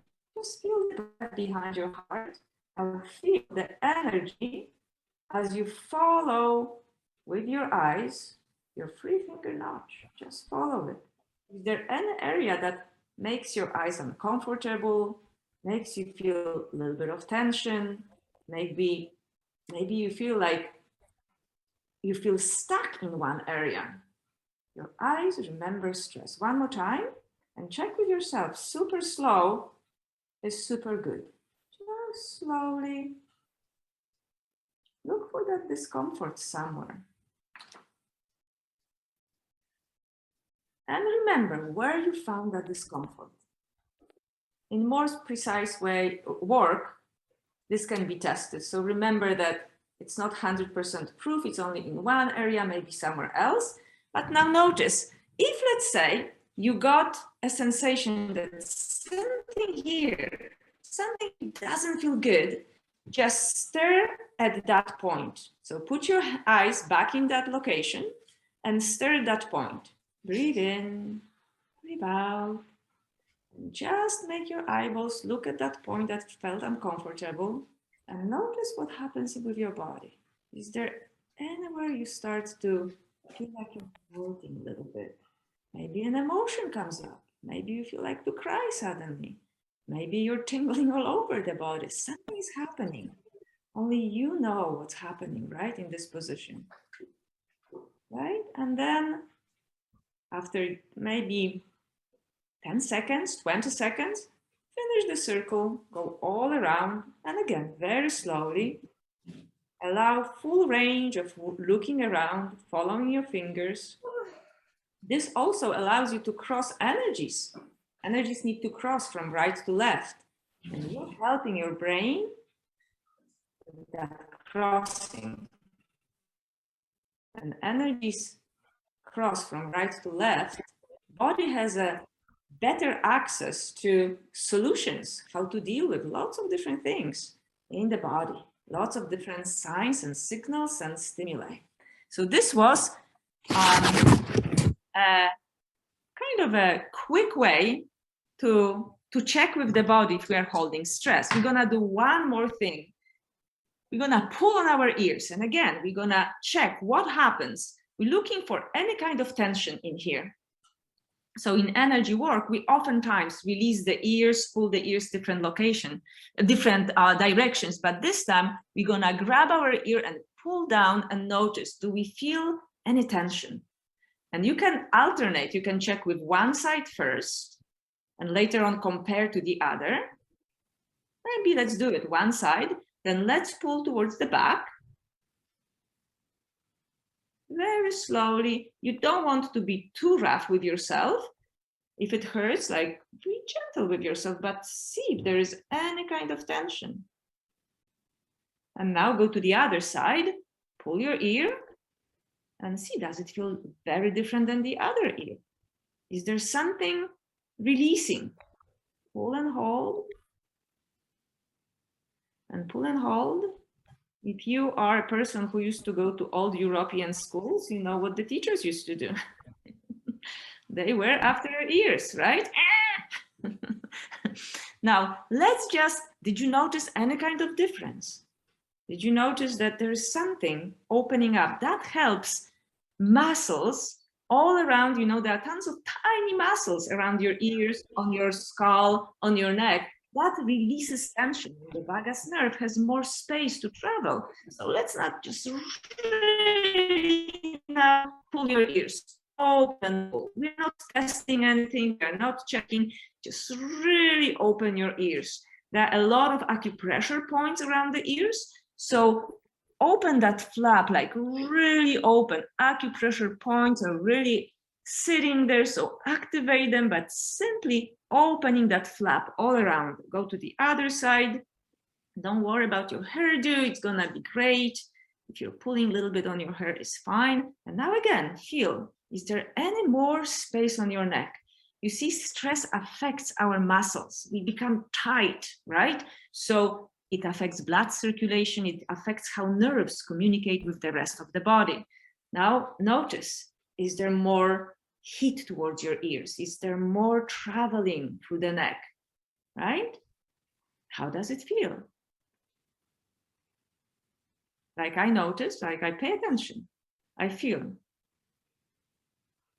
It's a little bit different than the breath we did with Aaron, but you can feel that the heat is opening up a little bit more. Now take your hands and open that neck. Open the neck all directions, stretch those muscles, stretch them a little bit, some more space so energy can move. And notice where there is discomfort. If there is discomfort, be gentle with yourself. Always remember that. So we did the first kind of step to bring space into space and move.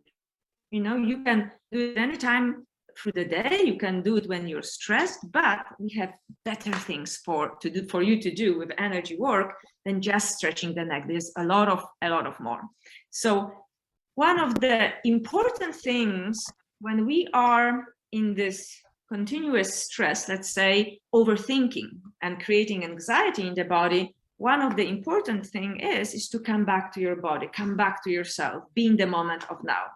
And how to do it is really very hard. So it's very important to kind of tell the body, I'm just gonna sit here right now and focus on my breath, focus on something that is present right now here with me. So I'm gonna focus on the chair that I'm sitting on.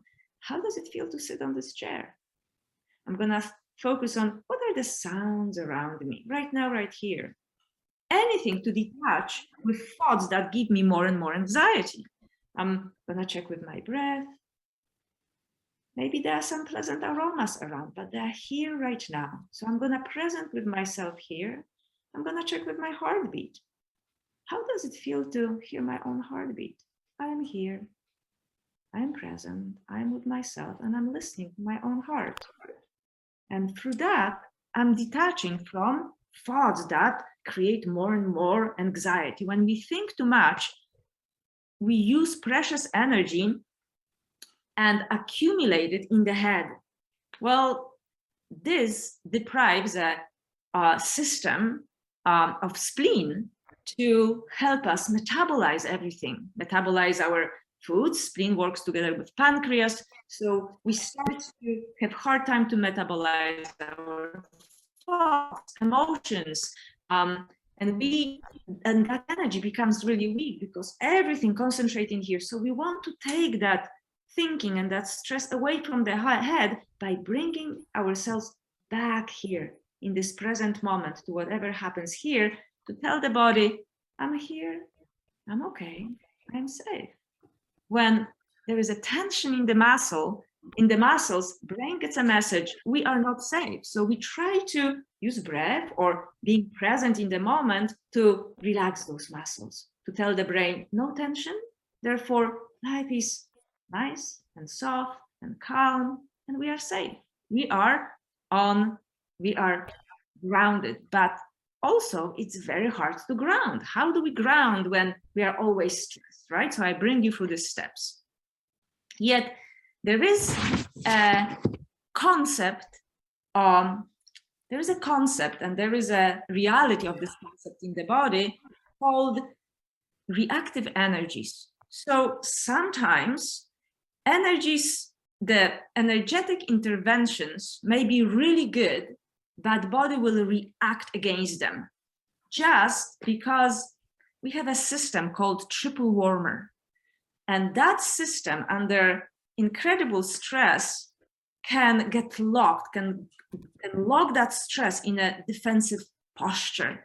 So do you remember ever that when you were under stress and somebody wanted to even give you a hug and you felt like, oh, don't come, I don't have space anymore, even for a good thing. You are reacting to something good. You don't know why. It's just too much accumulated in the body. But that extends itself to other things. Like you do yoga routine, or you do Qigong routine, or you try to maybe do something positive, like just listening to the music, that you consistently feel like body reacts against anything that is good. And we have one of our techniques is to bring that sense of accepting the change. And the way we go through that, we're going to turn off the reactivity to triple warmer. So I show you how to do it. Here on your forehead, you have something we call main eminences. We're going to talk to triple warmer. Hey, I see you're reactive. No matter what I do, no matter what positive I want to do for my body, you treat it as something you don't want.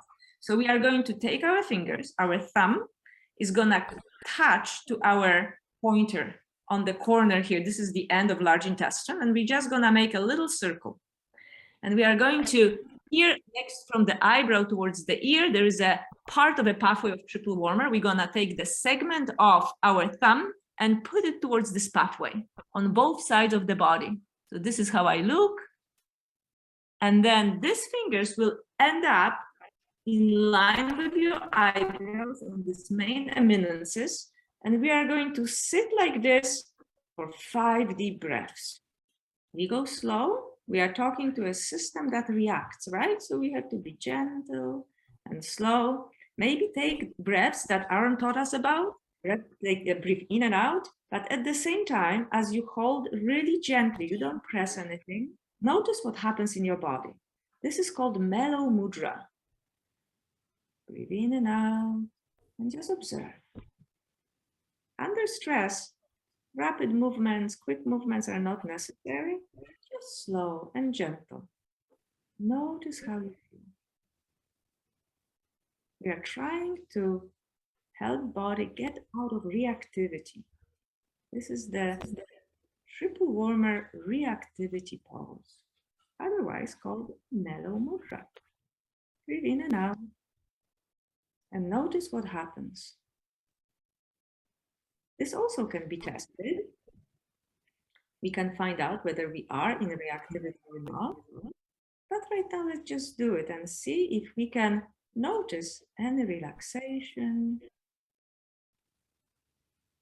If we can notice any warmth, softness. A few more breaths. Sometimes 5 breaths is not enough, but see if you can take a deep sigh. That's also a sign of relaxation and telling triple warmer, hey, allow for change. It's good. Change is good. Please allow. Cooperate with me when I want to get out of stress.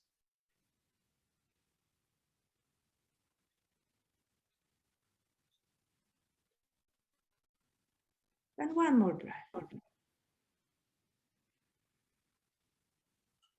And slowly take your fingers down and notice something. Does anybody want to share something? How do you feel? Anybody who noticed the change, do you want to share with the rest of us? It's just nice to share, to tell other people where we are. Put yourself on. Can you turn your mic? Anybody raise your hand who would like to share? I don't know if Master Teresa allowed for that. Oh, we do not want to record them on the video, right? So they can say and maybe speak is fine. Yeah. Mm-hmm. Maybe you can send us in the chat how you felt. So thank you, Master Teresa. So this was reactivity pose to open the gates to change. So now body can accept any other change that happens our way, that comes our way, right? So we want to allow the body to take in something that is positive and feel the results of it. There's also a concept of neurovascular points. So let's say you are out of reactivity, and now you are able to address an older stress. So oftentimes just simply touching this point on the forehead allows for better blood circulation and communication between the back and the front brain.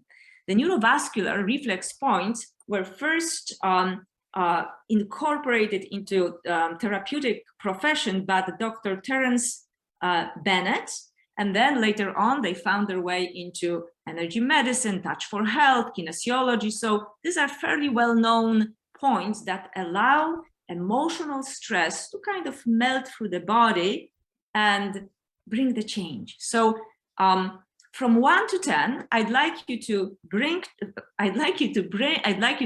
to mind any stress. Let's say it could be recent stress that bothers you, and mark it from 1 to 10. 1 the least, 10 the highest stress. From 1 to 10, how does it gauge? Is it on level of 8 or 5?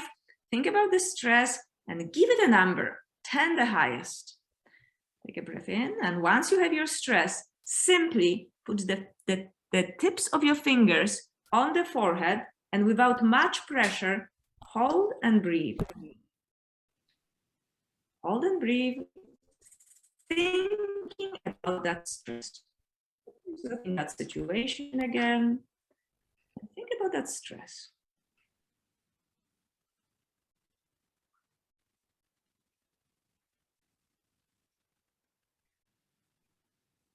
And again.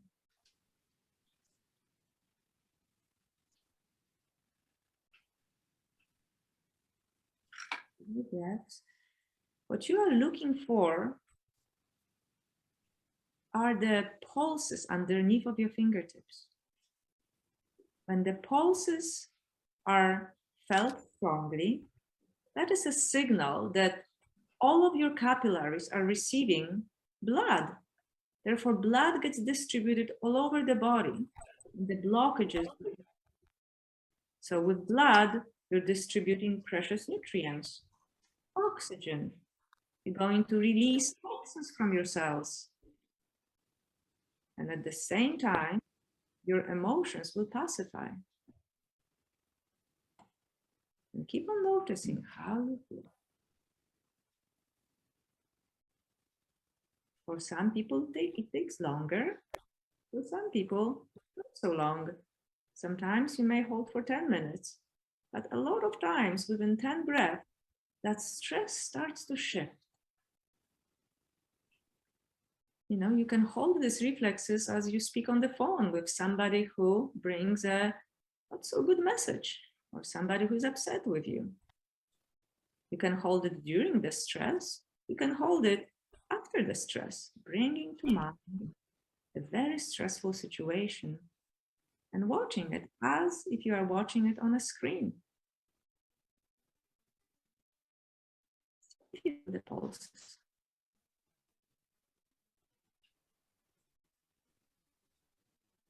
So you're holding neurovascular reflex points.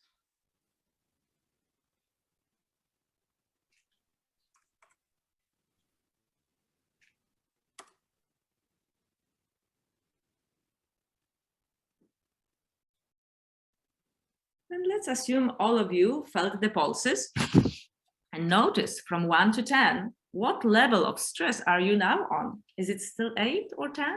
Or is it 6 or maybe 4? Is it maybe halfway? Is there a difference? Right? You can put questions in the chat box, but there is a difference. There's sometimes very minimal difference. Sometimes we have to do reactivity before we hold this point, but sometimes we can just simply go right to this point, right? You know, there is a saying, oh my God, what happened right now? Look what you're holding. You're holding your neurovascular points, bringing blood back to your brain so you can think. You know, like body wasn't designed to think. Body was designed to run away from stress. But in our modern times, we can't run away from stress, right? We have to think through stress. When something happens immediately in your environment, you have to think and find a solution. You can't run away from it, right? So another idea of stress, to combat the stress, is to ground. And I'm just gonna show you a small PowerPoint. Master Teresa, I'd like to share the screen. Can I? Yes. Okay, so I'm gonna click here. And here is a little PowerPoint on grounding. I'm gonna minimize it here. And let's see why grounding is so important for us. So look at the picture of the tree on your left hanging above the water. The roots are cut off, very shallow, and they cannot reach the nutrients that come from water. Well, our feet need to ground us to earth. We need to send roots deep into the earth. But if we are cut off like this, we don't have much life force coming inside of us. So what does it mean to be grounded? And why is it important? So being grounded means you have stability, security, and control over your life. If you ever rode a horse, if you ever were on a horse, you could feel that all the muscles of the horse can ground you deeply into earth. That happened to me. I actually, for the first time, felt what it means to be grounded through riding a horse in Texas. And being grounded means being peaceful, dynamic, connected to the flow of life, right? And grounded people are present, warm, confident, vibrant, and engaging. Also, being grounded affects us physically, emotionally, mentally, and spiritually. By Dr. James Oshman, an expert in the field of energy medicine, this is a quote from his book. He says, so really what is happening when grounding is that you are protecting your body from, I call it collateral damage. Damage that was not intended to take place, but does take place because we have disconnected ourselves from the earth by putting rubber and plastic on the bottom of our shoes. So a body is finely tuned to work with earth. The earth absorbs the extra positive charge from the body, and doing so makes space for the negative charge to travel up into the body and regulate it.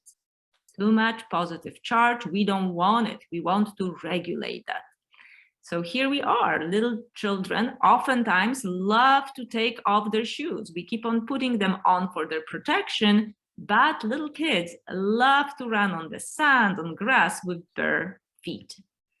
Now, walking barefoot on the grass grounds us. There is a constant flow of energy between your body and the earth. So look at that. Leather shoes are positive for grounding, but in the meantime, we wear a lot of plastic. So this is what we like to wear. Maybe not everybody, but some of us. I was once very, very passionate about high heels, and leather is good for grounding. So you can see here a gentleman who really loves leather shoes. So when you are not grounded, you may feel anxious, spacey or lightheaded, general discomfort, disconnected or unable to relate to others or the environment, and on hold feel stuck. Additionally, you may experience having trouble listening, learning, focusing, walking, or balancing, feeling emotionally unsupported, picking up too much energy from others, and you don't know why. So here we are, anxious, right? So anxiety is great at tricking us into believing something is real. Body tenses up and breath moves from deep and calming to shallow and light. Breath is a natural way of grounding our bodies. Deep breathing signals to the body to relax and helps calm your mind and spirit. So when we are disconnected or unable to relate to others or environment, we feel spacey or lightheaded. So we are having trouble listening, learning, and focusing. We stir in the empty. We look out into empty and we are not present. So excessive mental activities manifest in headaches, loneliness, a feeling of being fickle, anxious, disconnected, out of control, or even trapped. So movement, nothing grounds you more than movement, moving your body. So Qigong, excellent. Yoga, excellent, right? Any exercises that help you move energy in the body.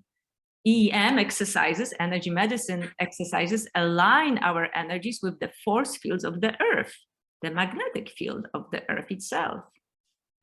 So staying grounded on a daily basis through walking on the grass, hooking up against the tree, doing exercises, and grounding through the feet. And I'll show you in a second how to do it. So stainless steel spoon is very good for grounding the body. We just simply take a stainless steel spoon and we massage our feet underneath. So stainless steel has a ferromagnetic properties of an iron. So physical rubbing can force some of the electrons to leave their respective atoms and transfer to the atoms of another material. Breath, movement, and nature. I'm going to practice. I want to have some kind of a visual to remember why we need to ground. Do you have a stainless steel spoon? Everybody? If you don't have stainless steel spoon, run to your kitchen and get it. It has to be stainless steel because of ferromagnetic properties. So what I'm going to do, I'm going to take a stainless steel spoon and I'm gonna rub underneath of my foot just to create friction. Rub, rub, rub, rub, rub, rub, rub. You can feel the warmth, and I'm gonna put this foot on the floor. And right now I'm gonna feel the difference between both feet. Now I take the other foot and I rub on the other side. Rub underneath of your feet and create that movement, that warmth, that jump of an electron from one surface to another. And then put your feet on the ground and feel. Do both feet feel the same? You are creating like a Velcro effect with earth. So extra energy from the body will travel down to earth, and you made space for fresh energy to come in and rejuvenate you. Now, at the bottom of your feet, you also have a point that we call K1. It's right here, kidney point meridian. You can push your fingers. You can push your fingers into this point by stretching your foot. Just push on that point. Push and open that flow of energy from earth. This is where earth energy enters the body. So you can see me pushing in, kind of like a pump. Take the other foot and push in. Push in, open that channel in here to suck energy into the body. We call it suckability point. We suck energy into the body through this point. If, let's say, you don't have a spoon, you cannot push on that K1 point, you can also do a very quick physical grounding by simply putting your hands on your waist and very slowly pushing that energy down. Try to do it with me so you feel the result. I'm going all the way down, down, down, slowly to earth. And at the end, I'm gonna push on my feet towards the earth and come back.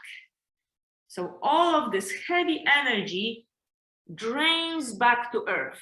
When we are stressed or when we have anxiety, a lot of energy lodges itself in the body and doesn't release to earth.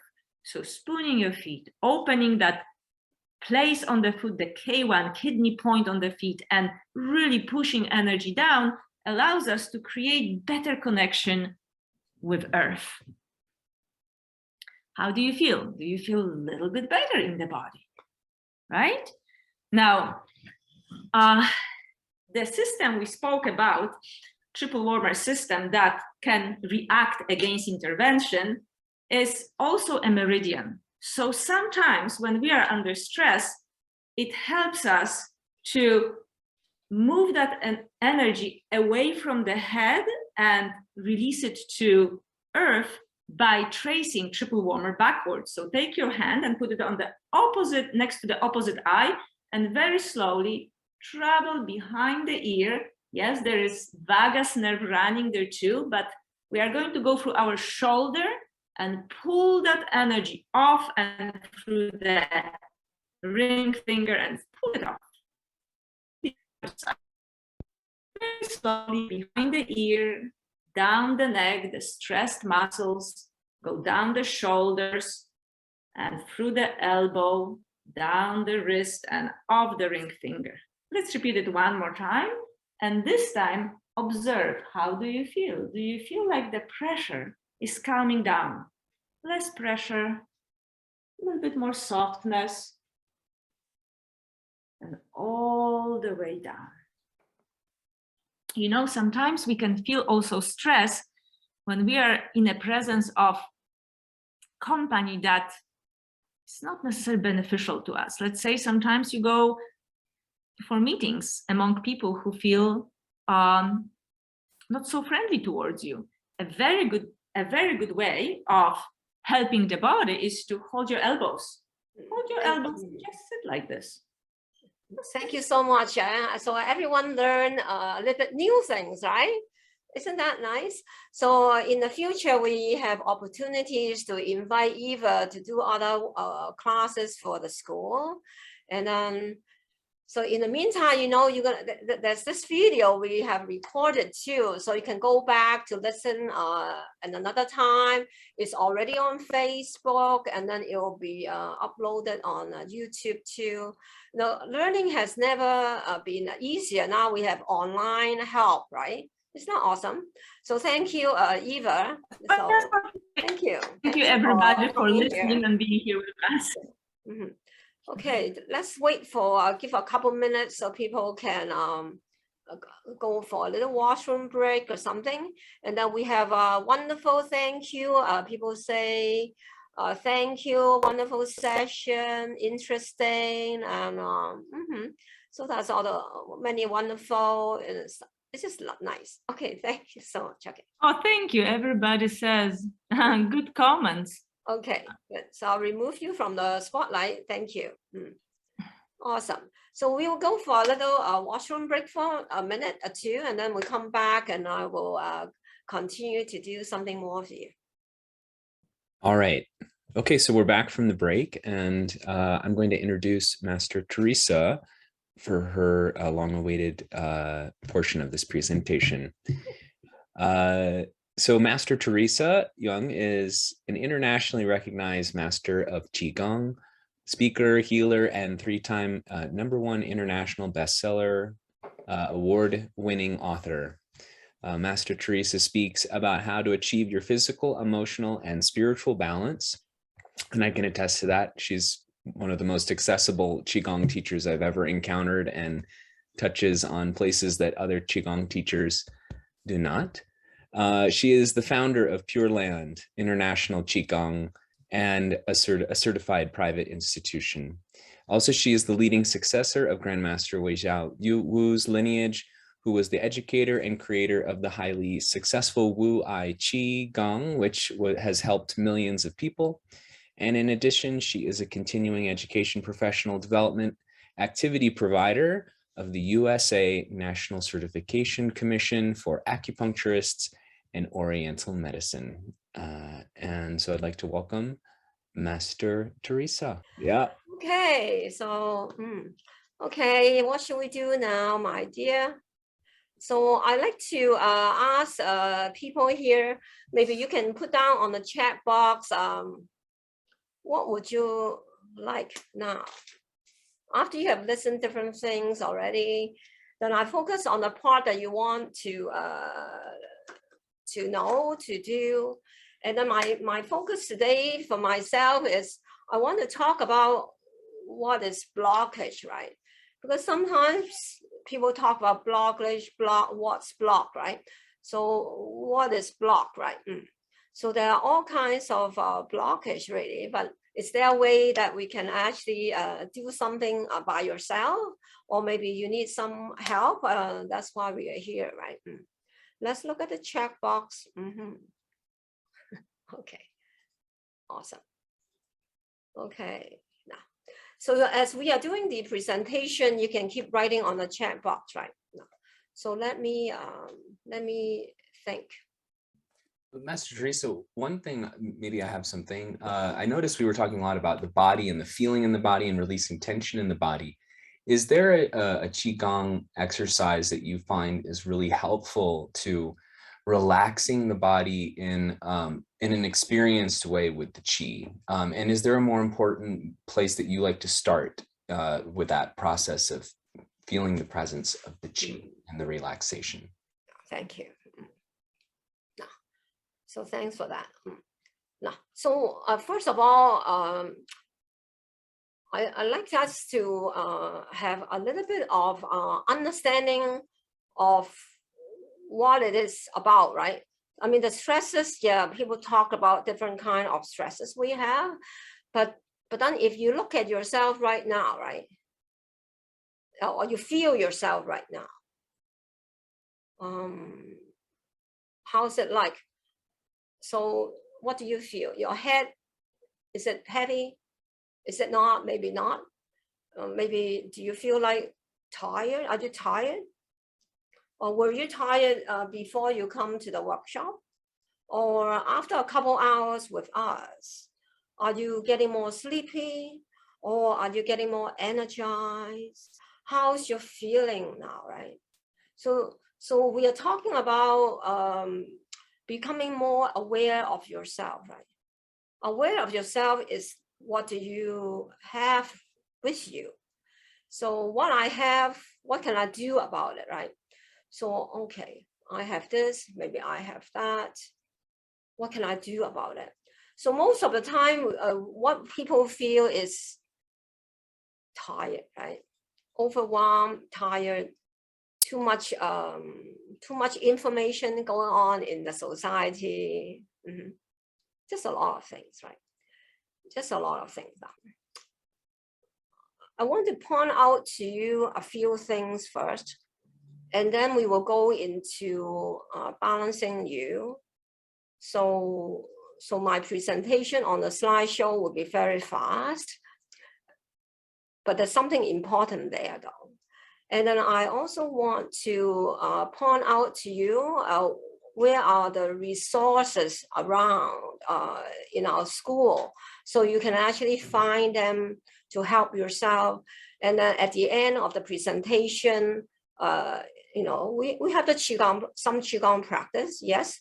And then we will also do some group healing with you, so that you feel, oh, when I lead you, you feel, oh, you feel this way. Okay, that's why, interesting. And then also, I also want to present to you an offer I have right now for the woman, right? To help women to connect with me. I have a special offer for women. So this is what we're gonna do. So right now, let me see. Okay. Now, so what we want to do is we want to be more aware of yourself right now. Yourself. So yeah, just in case some people here don't know what Qigong is, right? So it could be written up as QI. It can be CHI. So Gong is a practice, right? So when you do acupuncture, you are also doing, it's like you're doing Qigong, but with the needles. Okay, that's one. But you can also practice Qigong so that you become the needles, right? But it's always nice to get help, right? But sometimes, you know, during the COVID, you may not want to see people as much. So you might want to spend time practicing a little bit more. Now, so practicing, how's it like? We will actually experience a little bit on that in a minute. And then I would actually will start from, it's a slide, a little slide, right? I'm not going to show you all the slide. Okay. Okay, the school. Okay, so these are my books. Okay, good. I do have books, right? So this book is on what is Qigong, what energy works, what energy can do for you, tons of testimonials. There's also the journey of people, what happened to their life, with what problems they have. And there's this book I wrote later on is on feelings, because I have a book, you know, I have something happened in my life about 2017. And at that time, all of a sudden, I got very emotional. I was shocked by surprise. And then because of that, it helped me to finish this book, to understand how emotions came along in my life. And I was not dealing with them until 40 years later. So after 40 years, I worked on the things that I didn't know what to do 4 years ago. But then it came back because something happened. That's what the Heart Qigong workshop is about. It's about that breakthrough in the emotional area. How can I practice a little bit different? So this is another book I co-author with 23 other authors, right?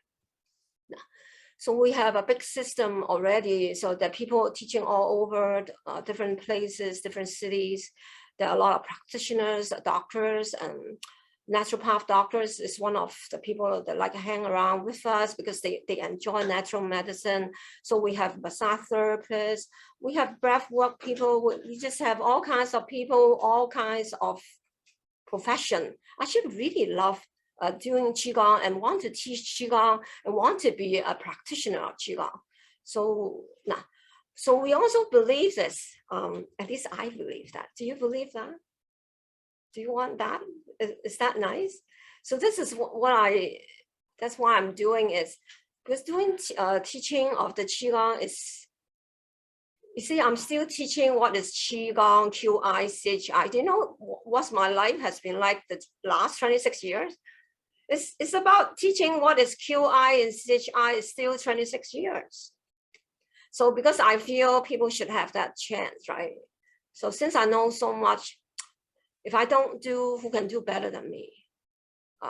My teacher taught me so much for 12 years. So if I don't do, who's gonna do better than me?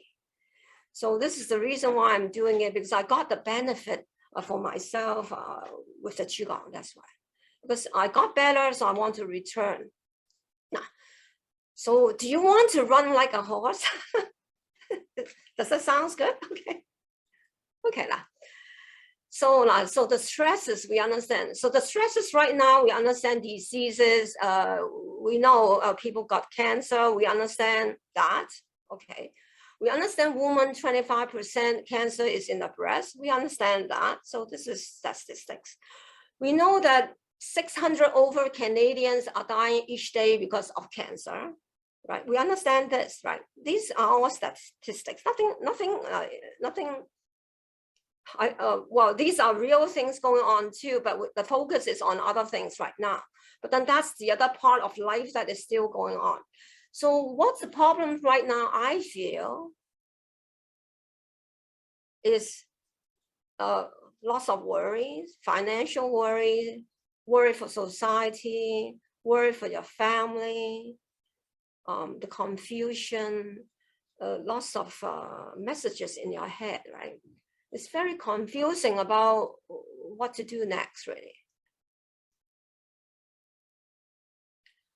So that's why we practice Qigong and meditation, breath work, because they all help you to go back to more emptiness, empty the thoughts, empty what you're thinking.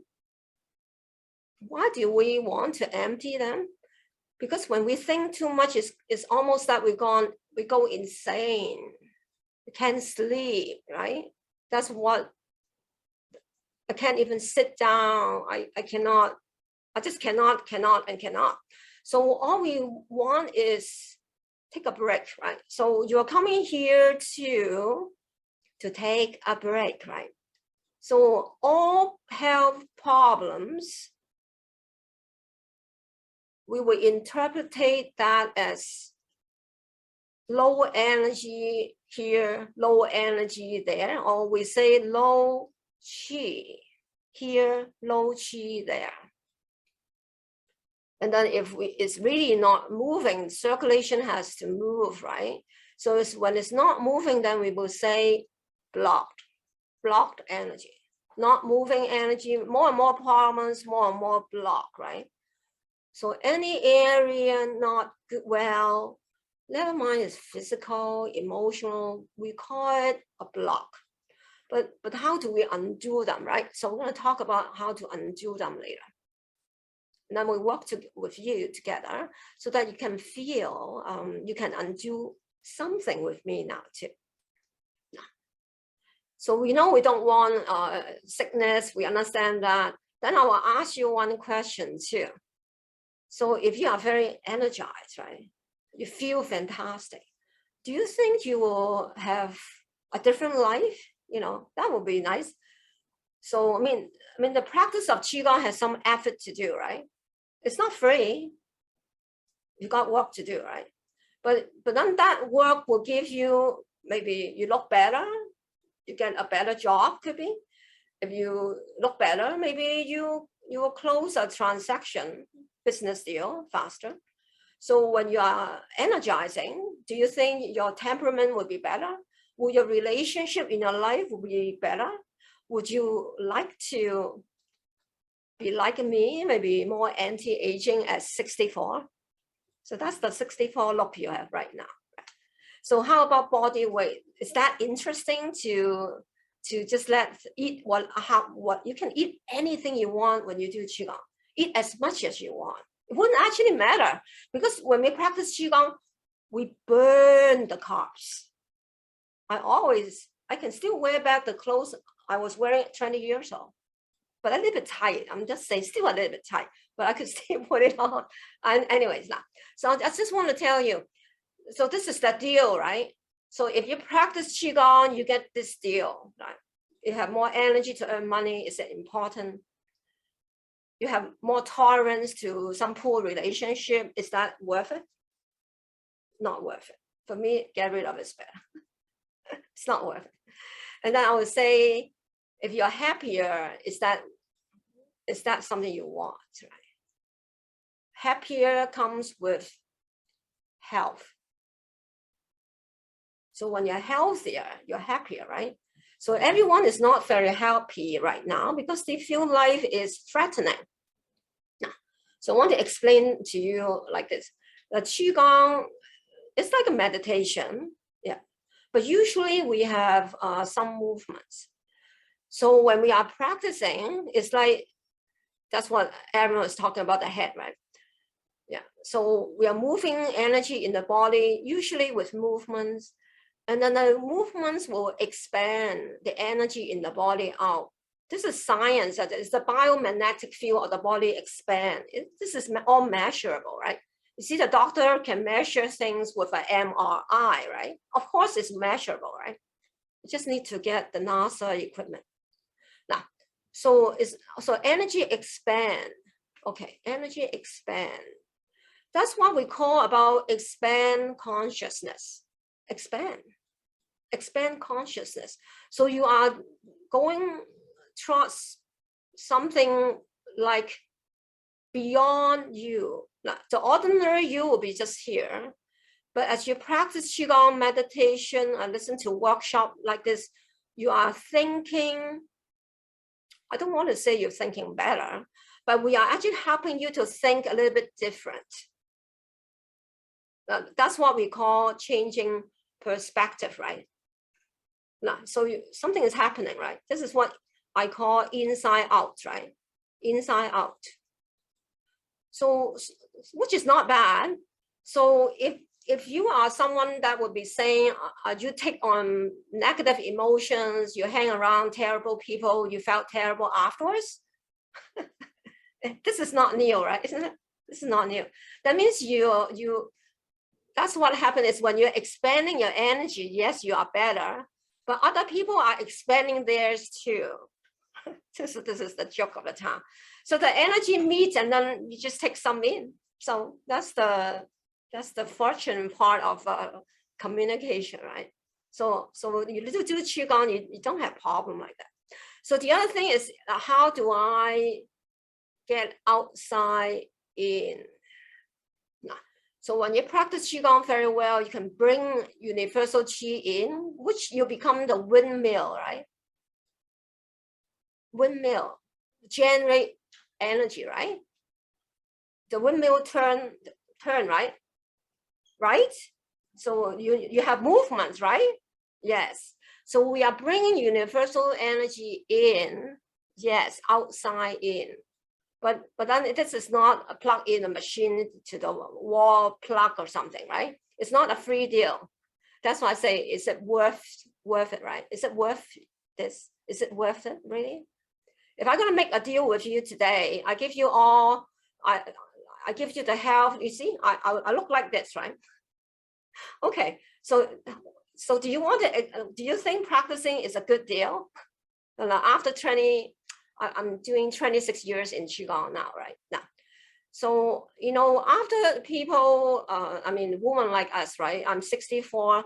After menopause, post-menopause time, people have cancer more. We understand that guys and women the same, really. Men has also have nodule pause and that. And people will have all these things happen, right? These are research, right? So usually people will come to figure out doing Qigong after these things happen, right? Afterwards, right? So is that you? Would this be you? You have to ask yourself, that's the deal, right? So the deal of the town is like, if I'm gonna give you something that will solve these problems slowly, right? Not tomorrow, maybe. Some actually will. So say sleeping issues could be tonight, could be tomorrow, then you might not need a sleeping pill. It's just natural, you just don't need them, right?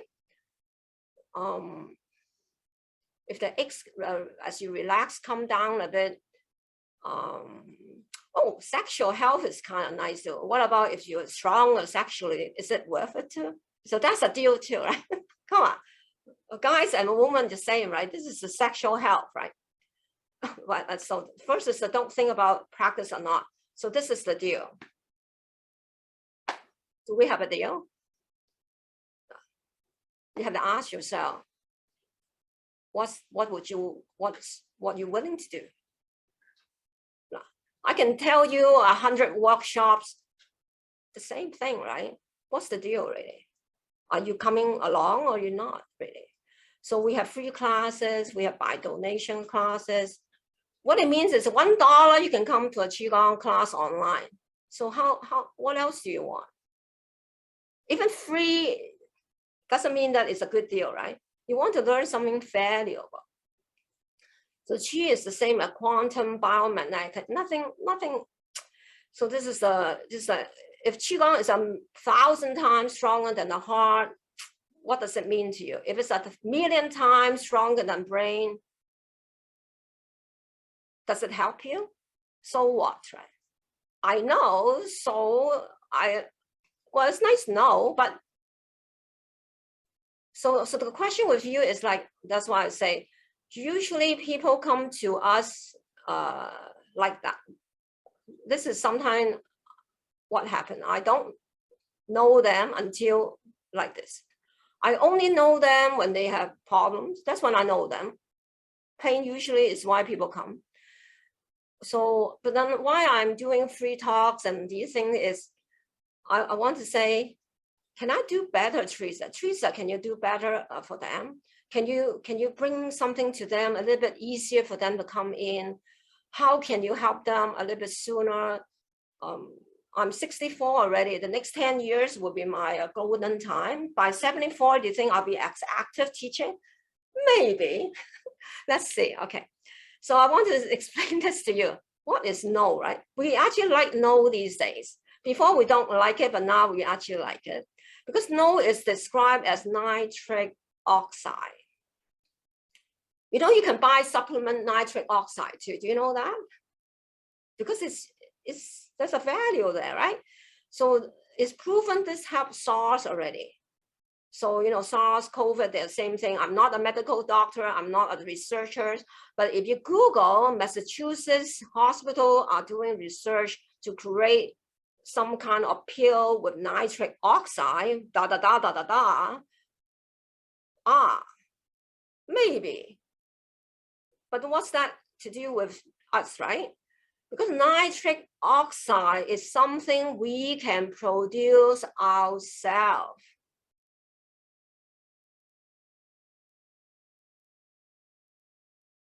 But that's the deal. If you do Qigong, you will produce more. That's the deal too. Because if you have to study these things, right? Which part of the body is making nitric oxide? How is it being made, right? So they will talk about, that's a funny thing. I'll tell you later. So that's why, you know what? There's a Scotch, there's a tape, right? A tape that you can put on the mouth, cover your mouth up so that you don't open your mouth at night and you have more nitric oxide. Isn't that cute? So I tried that too. I tried to put a tape on my mouth. You know, you can buy those tape too, you know. It's actually, you can buy online. Okay, so thanks for I learned a lot of things now. So this is my, you know, my 3 children, you know, they are, you know, they are in the, you know, this, I don't think it's a secret, but she's in her 30s and whatever, right? So I am a single mother, right? It's not that I'm an amazing Qigong master of that. I'm just a woman. I'm just a woman, a single mother, poor health. And then I raise my children with much difficulties as a single mother, and I don't have money, poor health. I have a broken marriage, and I have tuberculosis when I was 20 years old. I have health problems all over the body. Until 38 years old, that's when I met my teacher. That is actually in 1995. And that's when my life started changing better. If not, I'll be having a cold and fever every month, if not a month and a half. Then I will be running to the herbalist to get some herbs, right? And it's sort of not helping. But then it's a little bit better than the Western medicine. It didn't give me dizziness, but I still get sick, right? So I actually took Chinese medicine for 10 years before I start doing Qigong. 10 years, 10 years. Chiropractic work also work. I actually faithfully going for 10 years too, before I do my Qigong. So I seldom show this, but I thought if I can help you to understand how I look before and how I look now. So do we have a deal about practicing Qigong? That's the other thing I say. Okay, maybe I will show you what I look like in 1991. So this is I have short hair, I wear eyeglasses. I was pregnant here too. You know, I just like, I'm not very spiritual, don't you see? This is Jacqueline, a 1-year-old birthday, right? Is that cute? So I need to wear eyeglasses too, and I don't now. So do you want that? No. So I'm just a simple woman, right? No. Simple woman, just one of my daughter and the other one. Right? So that's the deal, right? No. So we stop for a moment. No. No. So this is how you look at 64. Okay. No. I'm still single mother.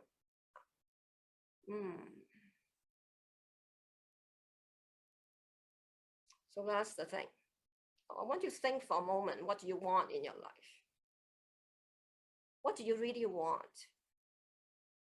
So if I give you this look in this is 26 years after, right? You see, 26 years after, this is 26 years of Qigong. I'm actually growing older, and next year I'm gonna get pension, official pension.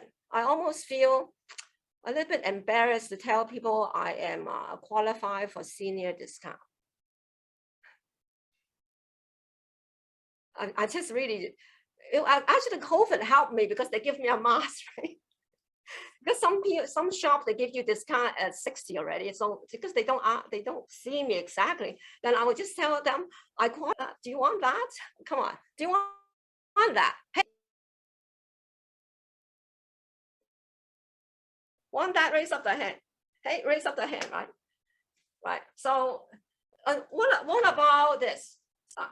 You can eat as much as you want and look like this. I don't actually go diet, eat as much as I want.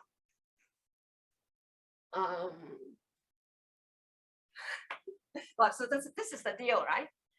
Because Qigong actually burn carbs, right? And at first I say, because learning and practicing is one thing. I listen to a workshop, so what, right? So the guys, right? What about the guys? I think I tell them you have stronger sex. Is that good? Is that a good deal? If I actually promote that, I think I'll have lined up to my door. But I don't want to promote that. I actually want to help the woman. Hey, woman first, because I'm woman, right? So a happy woman, despite you have a messy life, whether you have money or not, you can do something about raising nice children, happy children, because all my children practice Qigong with me. That's why they are more relaxed, right? So, you know, they follow the mother teach Qigong, right? So they all become Qigong instructor. They all can do healing work with Qigong, because this is how they were brought up, right? We don't find people getting better with Qigong weird, right? Because they see that all their life, the whole life, that's what they see. Oh, people got better, sure. What the heck, right? So because we see it all the time, we don't find it weird at all, right? So that's why Jacqueline, my second daughter, she's here too. She actually teaches Qigong Executive Hospital too. So it's not weird. She can teach anytime. She's following me the same. She took the same amount of classes I took in 12 years, right? Wow, you know, she is really a Qigong master too. 12 years following me. So the other thing I want to talk with you now is, do you want to know what is a blockage first, right? Now, so now any health problem is a blockage, okay? But what does it mean, right? Yeah. So this is the acupuncture door. It's cute, right? So we know the meridians run up, run down, right? So we understand that. So if you bruised up yourself, say you fall down, right? You fall down, right? And then you hurt your elbow, right? Like this. The elbow has a bruise, right? It is black, right? It's bruised up, right? And then, unfortunately, you might need to put a cast on too. Sometimes, and I hope it's not never you, but sometimes we do need a cast, and you need to, wear something so you can hang up your hand, because you hurt here, right? So you can't move your hand anymore. It's the right hand hurting. Then you start to use left hand, right? Or you're left-handed, you start to use your right hand, right? Same as you have leg problem, it would the same, right? This is natural, right? What I'm saying, usually the left hand doesn't have a problem yet, because the fact is, you use your left hand all the time. After you don't have your right hand, then the left hand start to have problems, right? Does it make sense? You understand that's logic, right? Then how do we fix it, right? Okay, so we practice Qigong, we do visualization, we have gentle movement. Oh, it hurts, right? So when we hurt, we can still practice Qigong. We can move the hand that is not hurting. So this hand hurt, don't move it, leave it alone. Then we do the left hand.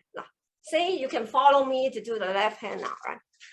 So pretend this right hand is not movable. Then I will breathe in. I will breathe out. So Qigong could be all kinds of simple movement with the breath. So that's why it's very good for the lung, right? You know, I had lung diseases when I was 20 years old, right?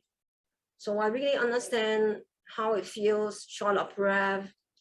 I understand it doesn't feel good to be quarantined, because I was, I don't like to be in a hospital. I don't like to visit doctors too, but I do go to my checkup. Breathe in, breathe out. So this can be a Qigong movement, right? So the beautiful part of the Qigong movement is almost any movement a bit slower can be a Qigong movement. But then the problem is, are you making the Qi? Is it just a movement, or is it a Qi movement? Is it an energy movement, or is it a Qi movement? So that's why sometimes you need a teacher, right? So say, we worked on the left hand, so the right hand, you did not do anything, right? Oh, okay, the left hand feels nicer. Yes, it feels nicer. And then you see the right hand doesn't feel as good because it did not move, right?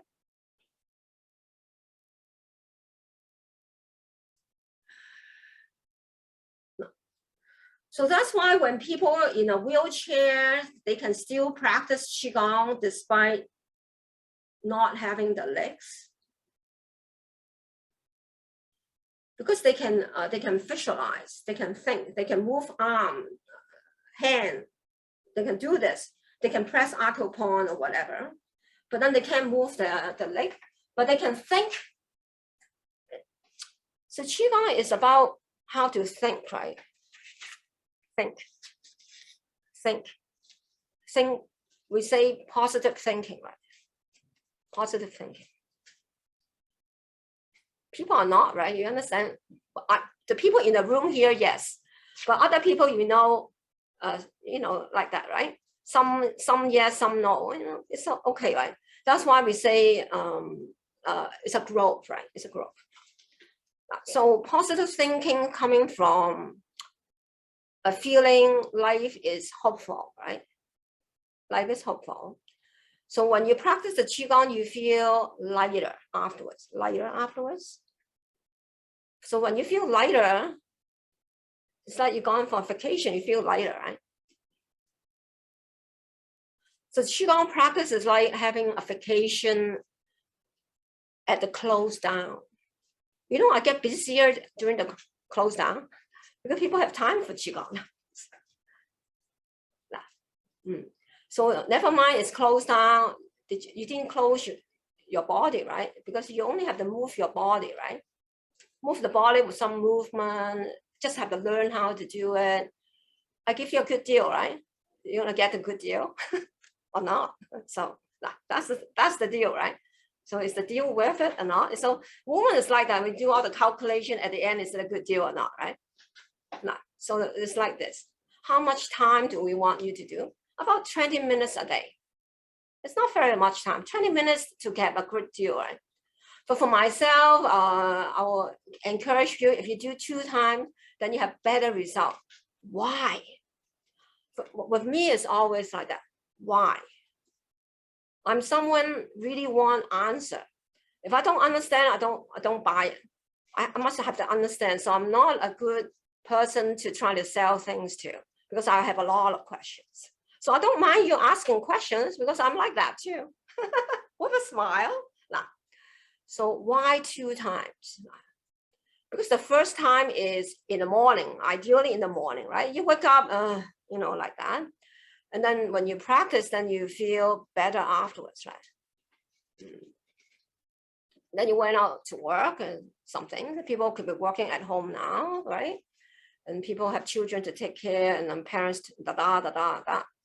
And then you burn out the energy that you have created in the morning. You use them up.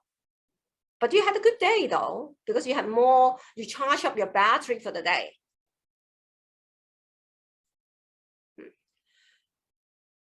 And then at night, after you finish for the day, you're tired, right? At night you go home, you don't just go home and sit down, right? You have to usually cook, right? Do you cook? People cook these days, right? So you cook at night, you have dishes to wash, clothes to do, husband to serve, a wife to take care, and the grandparents to phone call to take, and then the list goes on, floor to clean.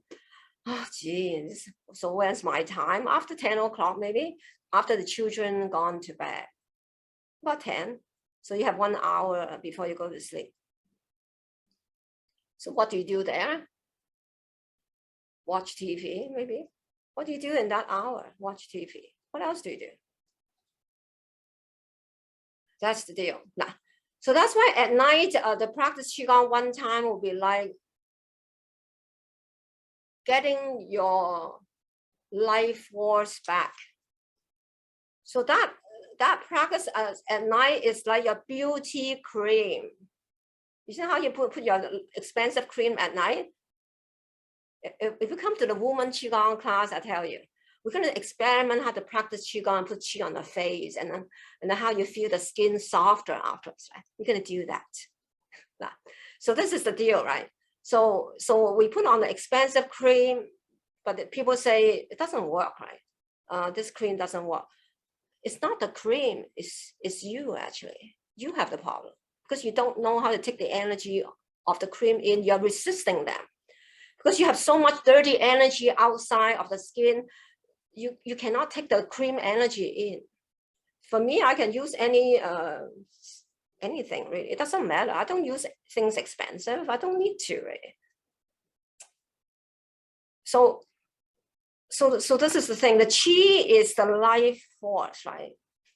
So if you put life force in your eyes, then your eyes would better. Then you have a chance that you don't wear eyeglasses. Then eye Qigong too, right? So you put the Qi in. If you work on the Qi for your uterus, then you have a stronger uterus, right? If you put the Qi into endocrine, then you have a stronger endocrine system. If you're working on the ovaries, that's why people think about if they work on the ovary, would that help the, that reproductive system, right?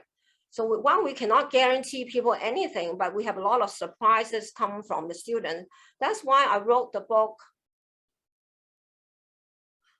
Life Force. Life Force, Miraculous Power of Qigong.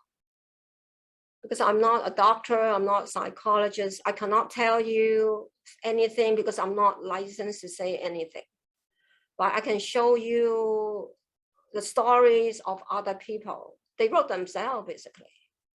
So these are all the same thing. It's just how they're different. So you can practice energy work, learn how breathing. This is the Zoom thing, And then as you keep on relaxing in the Zoom call, all of a sudden the hand can be looser. It's just like that. It's so simple, really. It's almost too simple. It's just like that. So just the simple thing is virus, bacteria, they don't like oxygen. And the Qigong brings you the oxygen.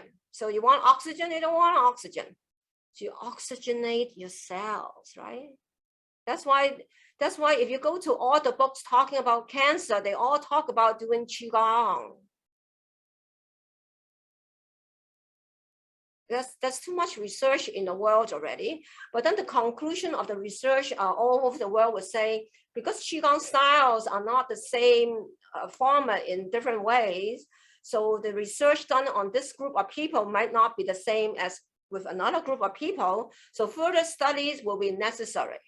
So basically, it's always like this kind of the conclusion of any studies.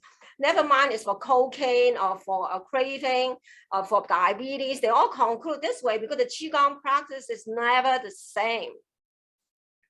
That's the problem. I think that's the real problem, right? But it doesn't matter because Qigong is something not expensive. People can learn. You can catch your own fish. Who wants to promote it really? There's no money there really.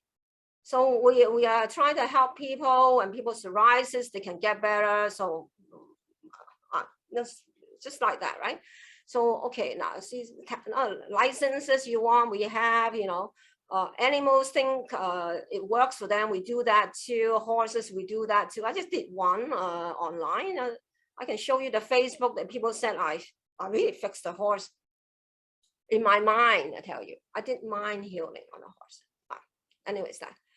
Okay, so we do have a Qigong, a breathing, healing services coming end of January in just a week. And then we're gonna go for $20, half an hour, $20. So as a therapist, we understand you cannot go and rent a room under $30 in Toronto. So this is really, the people, students around me donating their time to do the service so that people have a chance to learn some breathing, meditate, and do something, and then things actually get better.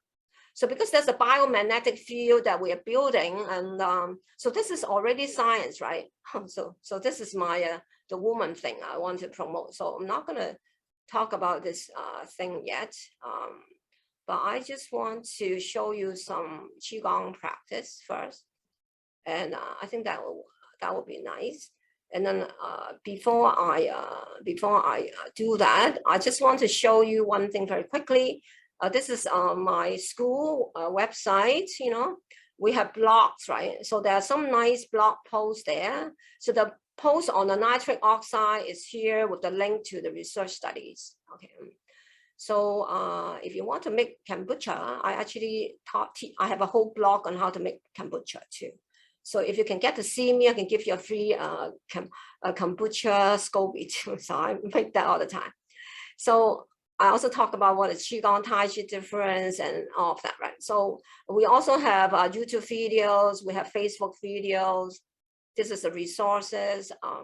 So there are many things you can learn from us that doesn't cost you any money, but you just don't have a real teacher. No. So there's enough YouTube all over the internet, more than you can handle really. So try some. We have plenty. We have a Facebook, 1 minute and that. So tons of things. We have books to read if you want to read books, you know. If you want to convince yourself Qigong works, you don't need that anymore. Of course you're convinced because it's enough evidence. Even I gave you, you can listen to all of the testimonials for 3 hours. How much testimonials do you want? So, and then we have some practitioner, they stick their, you know, they hear, you know, they're nice people, right? You know, they're really nice. Look at them. They're really awesome people. So these are the awesome people that hang around me. Naturopath doctor, another naturopath doctor. You think they have nothing to do and hang around me? You know, if I'm not good, do you think they will come on my website? They actually earn $200 an hour. Why do they want to be on my website? Because they want to be in the website. That's why. You don't need proof of Qigong works. It's only you have the proof to tell yourself that you are worth that 20 minutes a day. That's what you have to tell yourself. Don't tell me you don't get better. It's you who have the problem. You don't have that 20 minutes, then you don't have. But I'll tell you one thing. When people need to line up to the MRI to have an MRI, they all can cancel any work they have. Everyone can go. They have time, and you have time too. That's why the deal is like this. Do I want to do something before I am sick? You don't have to do anything really. So that's the question you have to answer yourself. If I'm healthier, happier, I can even get a better job, right? I will attract a better relationship because I have changed, right? I'm not upset anymore. I can sleep better. I'm happier, smiling. Is it worth it really? Is it worth it really? That's the question really. So if your joints are better and then in 20 years later, you look as good as now, or you look better like me, right? Do you think I look better at 26 years ago, I look better now, right? Come on. I think I'm just actually not fantastic. I'm not bad, right? I'm just saying I'm not bad or something. And then people think I'm very good, but nobody thinks they are good too. I don't think I'm very good. People think I'm good, but I don't think I'm very good. Because you always think you can improve more, but how, right? So then I will ask you the next question. Do you want to be the one go to get the fish, put the fishing rod, pick up the fish yourself, or you want to keep buying from the supermarket? I tell you, I'd rather go to the supermarket if I have other choice. Just go and pick up a fish that's easier. I don't want to practice really. But the thing is, they have shown me it doesn't work, or nothing works for me, you know. From 20 years old, I'm sick to 38 years old. How much longer I want to be like that, right? Oh, I had enough, right? You didn't understand I had enough? When it's sunny, I can't go out because I'm going to get migraine when I walk back home. That's what happened to me. And every month I'm not sick. I'm sick, children sick, menstrual cramp, and that goes on, right? I had enough, really. So I just wish that you will not be the people really said, I had enough before you start, and start when you have time. You have that time, really. So Aaron is a great teacher to start. He has classes too. You know, you like him, go to him. If you want a woman class, I have one coming at the 24th, you know, basically only $32 a week. You know, I'll give you a full website. Might as well finish talking this. So I'm not going to show you, this is so beautiful journey, I tell you. This journey for me is like this. I was telling myself this.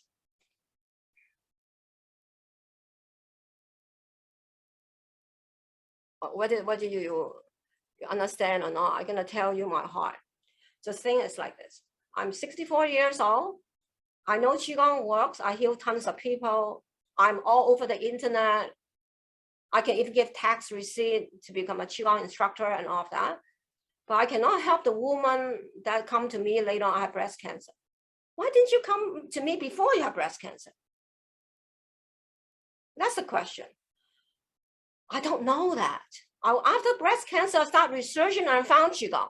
Really? Oh, okay. So the question is, maybe I have to talk about Qigong a little bit different earlier, right? So that's the thing. Maybe I haven't done enough to help the people that don't have the opportunity to learn. So maybe I really need to do something different. That's when I start talking about, this is what I made up 2 months ago. Let's talk about menopause then. Don't talk about cancer, talk about menopause, right? Say goodbye to all those menopause symptoms and do a 20-minute practice, you know. So this is the whole website with all the digital course, you can get it. The whole course is in the website, it's a new website, beautifully made. Because as a woman, I know if it's not pretty, I don't want to do it, right? So we give you a beautiful website, a money back guarantee too. So if you want one-on-one class with me, besides the digital course, I give you 6 weeks with me free. So you just have to pay for the course. I give you 6 weeks free. You just have to pay for the course, while the course is not expensive. And the deal is on the website, all the modules, what I'm teaching is explain to you exactly what we're doing, no surprises, everything nice and clear. That will be me, right? I'm typical this kind of person, I tell you. I want everything very clear. And then who am I? And then, okay, who's the instructor? Does she know what she's doing? And then what's the value of the courses? I tell you, I answer all your questions, basically. I'm typical a person like this. So for $32 a week, basically for 6 weeks, are you going to do Qigong or not, right? That's the question. This is basically a deal right now. I give you the recordings of the weekly class too. I give you a real full course. You know, this course is right on this website. It's not in a lousy Teachable. I have that too. And then I also gonna give you bonus offers, right? Bonus offers, so extra help. So basically it's 90% off now. So what is the bonus offer? I'm gonna show it to you too now. So this is the deal of the town. So isn't that awesome? I tell you, I just wish people know they have a chance. So money, I know you need money. I'm gonna give this to you, how to get money practicing Qigong too, free. This is actually, you have to pay if otherwise. So I'm gonna give it to you free. It's a video to teach you how to get money in your life, right? Of course it works. And then I also know people do yoga classes. So I was training yoga instructors to teach Qigong. So I have a Qigong class, movement design for yoga practices. I don't give it to you free too, because some people really practice yoga. Because I am typical a person finishing practice the yoga and upset. Because it make me all tight up. I tighten me up here, tighten me up there. Because I do Qigong, right? I'm so light. The movement make me tight afterwards. That's why there's a Qigong for yoga. And then we're gonna give you healing session free too. You're gonna have a free session with me. You know, you have to pay me, right? And then we have our student give you a free healing too. For the people I'm teaching remote healing, you can have a Qigong class with my Jacqueline too, free. And then we have naturopath doctors gonna talk with you. We can only say meet and greet. Okay. And then we also have digestion from nutritionists to, that's actually a real audio she's making for this course to talk with you her way. She's very good. And then we also have Eva here, have a daily routine for you. This is Eva offer. And then we also have Aaron have an offer for the breath analysis. And then this goes on. We're still looking for gift for you. Because I think, can we have more gift? Isn't that nice? Now, this is the whole deal, right? Now, so this is the whole deal. So you have a few days to make a decision on this deal. And then if I offer it again next time, the price will be not $32 a week. I guarantee you this is only this time.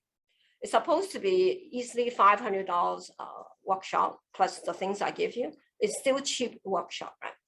Now, so now I want to show you that Qigong works now. So with all of that, does it work, right? So the blockage is like that. Now I'll give you the idea. Now, Qigong blockage is like this. So this is the problem. This is my shoulder. This is my Qigong blockage. Qigong blockage. So I practice Qigong, I got a bit better. So I take some paper away. I'm getting better. Every day I practice, I take some away and I take some away. My circulation improve. I may be seeing a medical doctor. I could be taking herbs. I could be doing naturopath medicine. I could do massage. I do acupuncture. Whatever you're doing, you keep getting less. But then at the end, you still have that much. It's not gone. It's just getting better. You still have it. So most people do not clean their blockage to the end. Come on, it costs money, right? Unless you practice Qigong, right? It costs money. So later on, then works comes in, and then you put some back again, or you get tired, and you got sick, you fell down, you hurt your dada, and you just keep adding them back because you're not practicing a Qigong, right? So you keep adding back gradually, not right away, gradually. But you never actually heal the problem to the root because you're not, it takes time to spend money to the root, right? It's not easy. You keep adding it back, right? And then if you fell down, right away you add more in, you have more because you had a big accident. So the one thing I wanted to explain to you is like that. When we're aging every year, our body is, I don't want to use the word shrinking, but we are. We are shrinking. We are shrinking. That's why you see all the old people get shorter and shorter, right? People are shrinking. Why? Because they're not doing Qigong, right? That's why. The body are aging, shrinking, wrinkles, right? All those things. It's all because of that. Because we're aging every year. So we want to do something about delaying aging. It's not about aging, it's delay the functions of your organs so they will delay a little bit more, give you more time. So you can enjoy yourself more. You can do more things with your life because your organs are you're keeping them better because you're not doing it like other people, right? You know, we made a deal, right? We're gonna make that 20 minutes practice, right? We had a deal, right? Did we have? So that's why you're gonna be different than other people, right? That's what it is. And then we understand practicing Qigong is like inside out. We understand that. But we're gonna give you outside in too. We give you $20 healing session. $20. I give you outside in too. What else do you want? I still have to make my life. I can't give it all free. I still have to pay my bills, right? Everyone has bills to pay. Hey, do we have a deal now? So now I want to show you about how, if I do a little Qigong practice, it can be only 5 minutes and then I will change you. That's why I don't want to do it so quickly because I can change you so fast, right? But then you don't understand.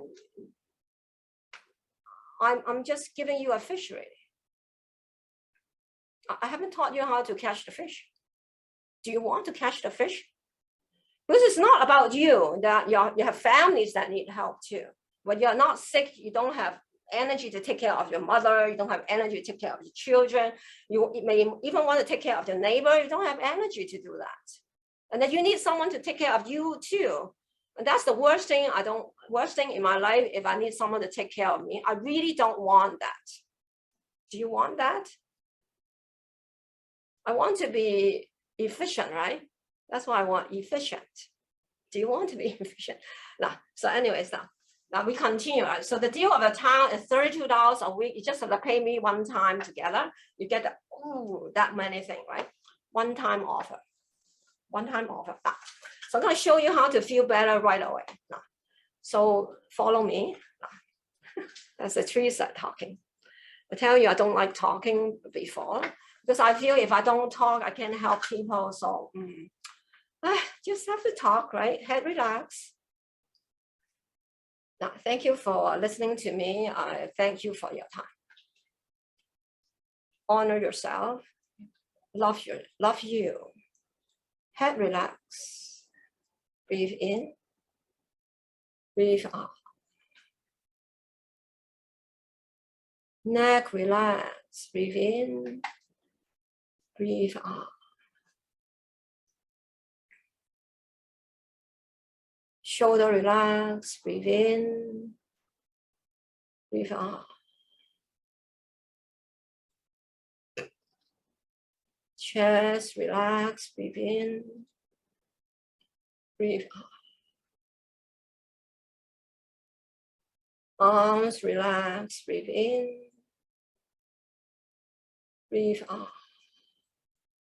So we relax the body. So there's a nice little simple Qigong movement I like to show you, which is part of the woman's Qigong program too. So it's almost like you turn your head to one side, breathe in, breathe out, and then you feel the neck a bit stiff, right? Then when we do Qigong, we learn how to zero in the mind to the body. So if you're actually in a class, you'll loosen up in no time. Breathe in, breathe out. So very gently, very mindful. Breathe in, breathe out. So we spend time how to think. Think. Visualize means think. Think means imagine. Well, people imagine they can have an airplane go up to the sky and it happened, right? Imagine. So don't rule out imagination doesn't work. Breathe in, breathe out. If imagination is not workable, there will not be placebo effect, right? Imagination works, right? That's why if I talk with you about horror story for 1-2 days, I'm sure you don't want to turn off the light at night. Imagination, right? Breathe in, breathe out. So if I keep thinking about my, say I am on the right side, my left side of my neck, I keep thinking about relax it. Can I lighten it? Can I breathe in? Can I breathe out on my neck? Let's do that for a minute. Breathe in, breathe out. Breathe in, breathe out. Breathe in, breathe out.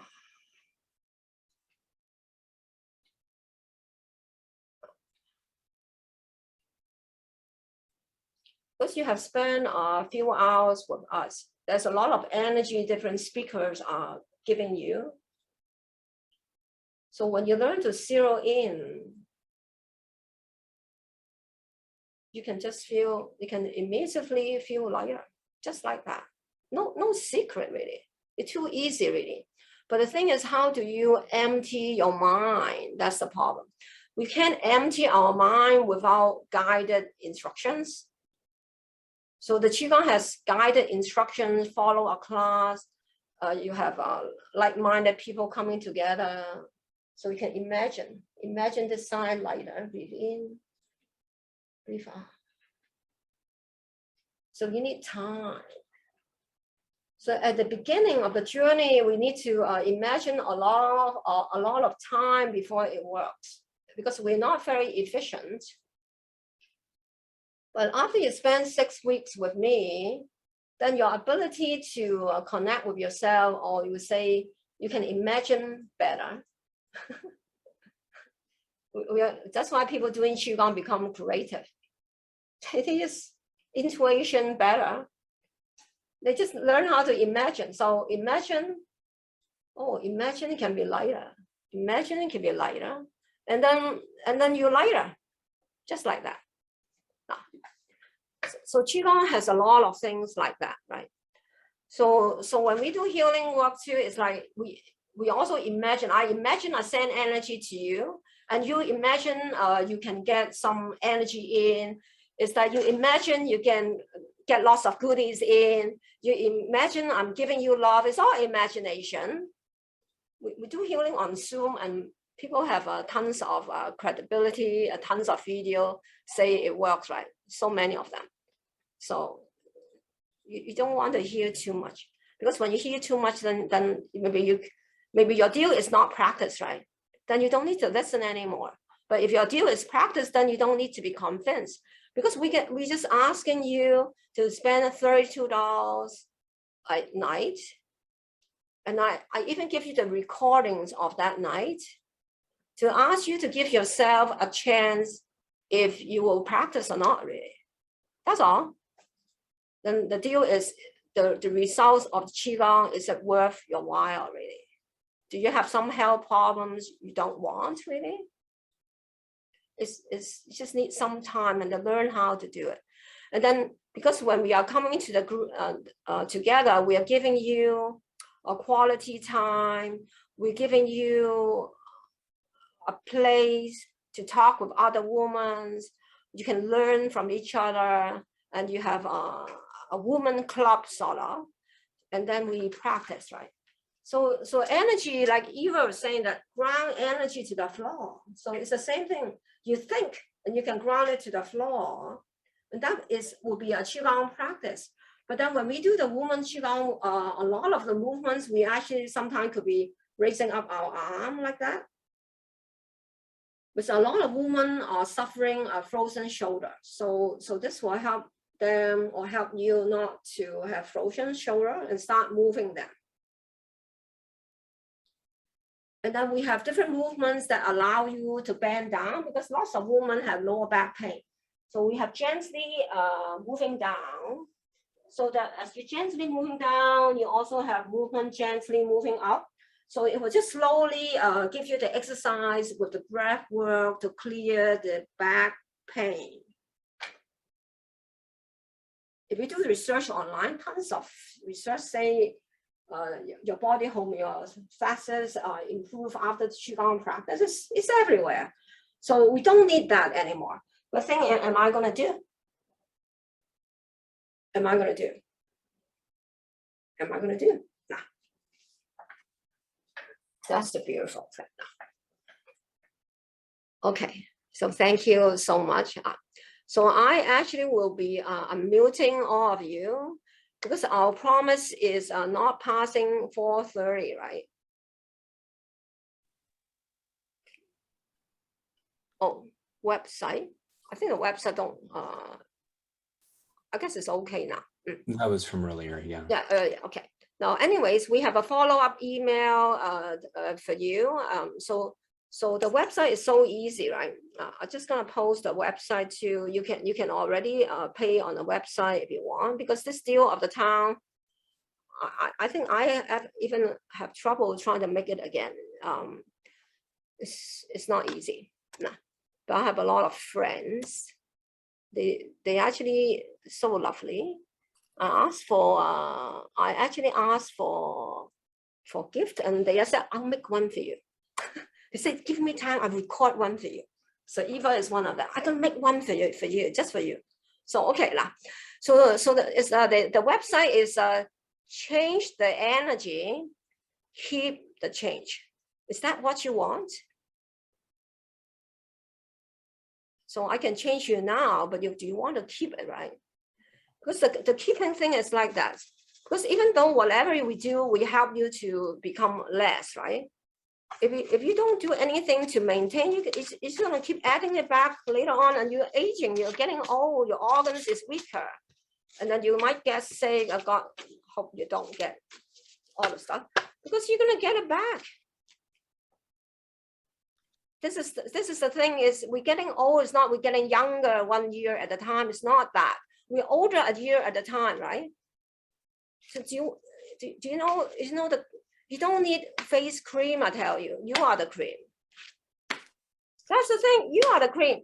So you can just add problems in, or you can take them off, right? What do you want? What do you want actually? Do you want to take them away? You want to add them back? So because you're gonna get more because you're aging. Come on, you're not 20 years old. It's not possible, right? After 40 years old, people get cancer. That's statistics, right? So you want to add them back, or you want to take them away? So do you want to stay? Do you want to stay the height you are now? Did you see any old people? They don't get shorter because they have an osteoporosis. They're losing bone density. That's why. That's the thing. And then people lose their organs too. They remove the breast. They remove the uterus. They cut this and they cut that. The organs are getting less and less, right? Of course, that's the thing, right? Hey, okay. I think we had a little fun presentation for you, isn't it? So you have been unmuted already. I wonder if you have anything you want to say at this time to, it's just the voice that is being recorded. None of your face will be there. Maylin, I saw you smiling. Maylin?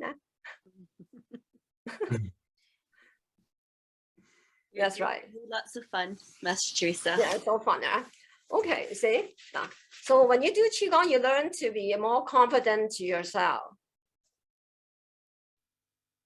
That's what Qigong, because you actually feel you can heal yourself, you get better by your own doing. That's when you start to feel life is hopeful, because you can do something by your own practicing. You're making your own small miracle and bigger miracle, right? Yeah.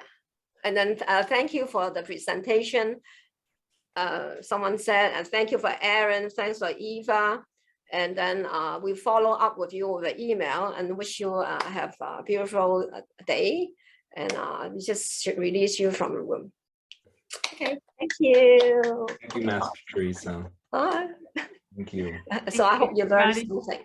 Okay, bye. Thanks, everybody. Bye. Okay.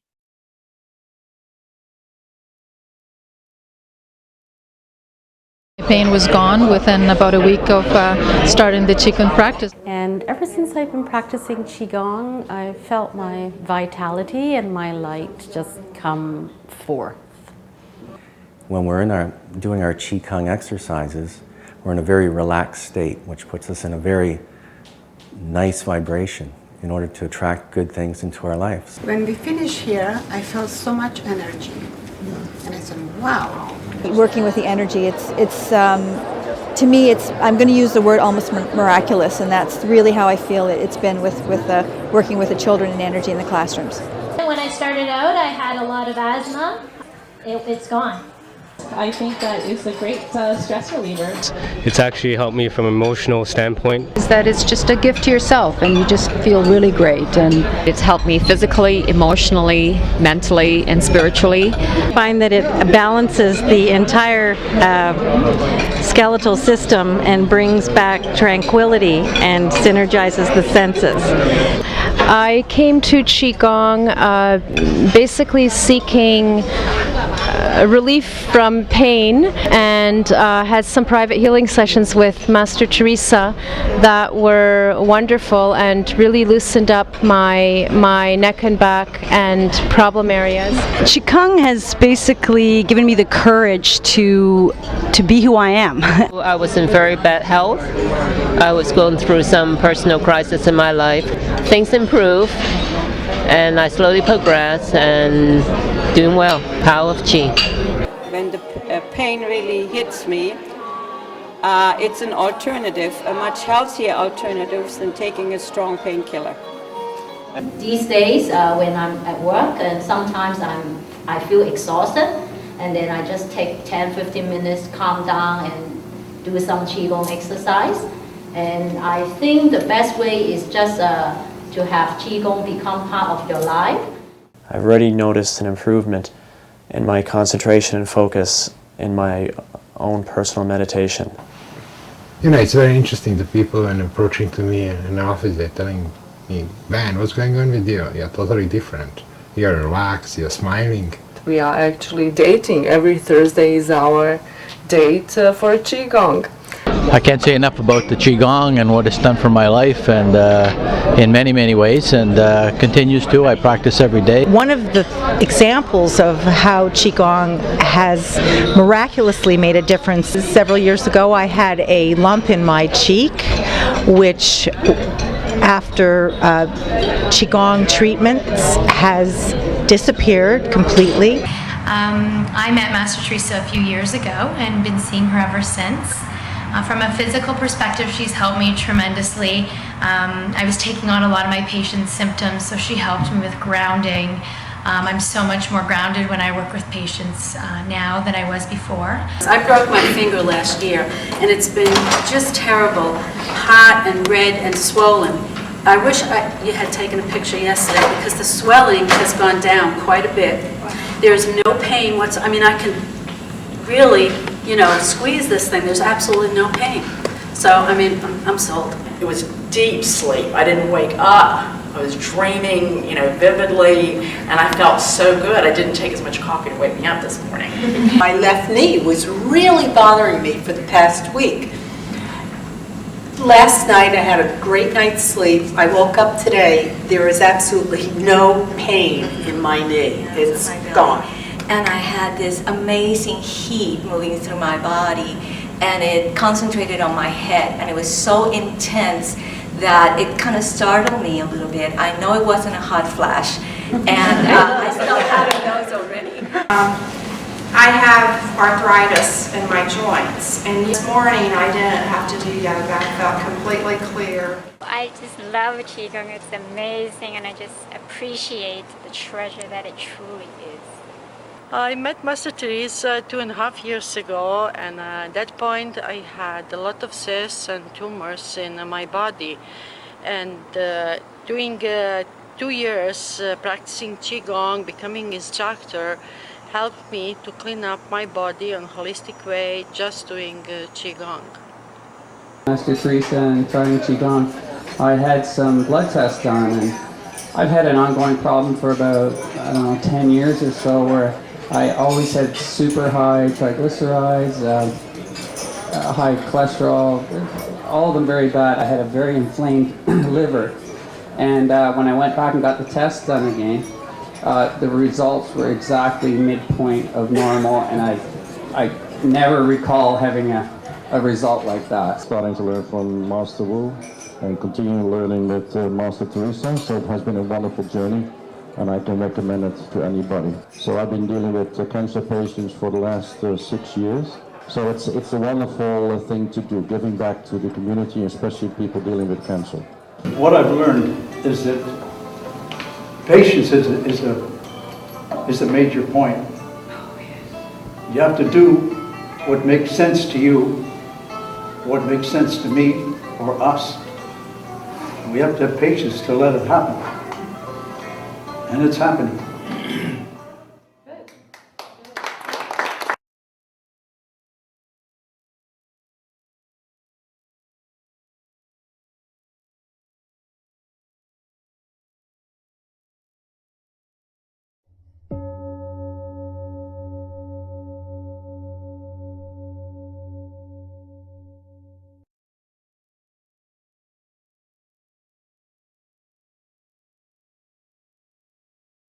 Pain was gone within about a week of starting the Qigong practice. And ever since I've been practicing Qigong, I felt my vitality and my light just come forth. When we're doing our Qigong exercises, we're in a very relaxed state, which puts us in a very nice vibration in order to attract good things into our lives. When we finish here, I felt so much energy. And I said, wow. Working with the energy, it's to me, I'm going to use the word almost miraculous, and that's really how I feel it's been with working with the children and energy in the classrooms. When I started out, I had a lot of asthma. It's gone. I think that it's a great stress reliever. It's actually helped me from an emotional standpoint. Is that it's just a gift to yourself and you just feel really great, and it's helped me physically, emotionally, mentally, and spiritually. I find that it balances the entire skeletal system and brings back tranquility and synergizes the senses.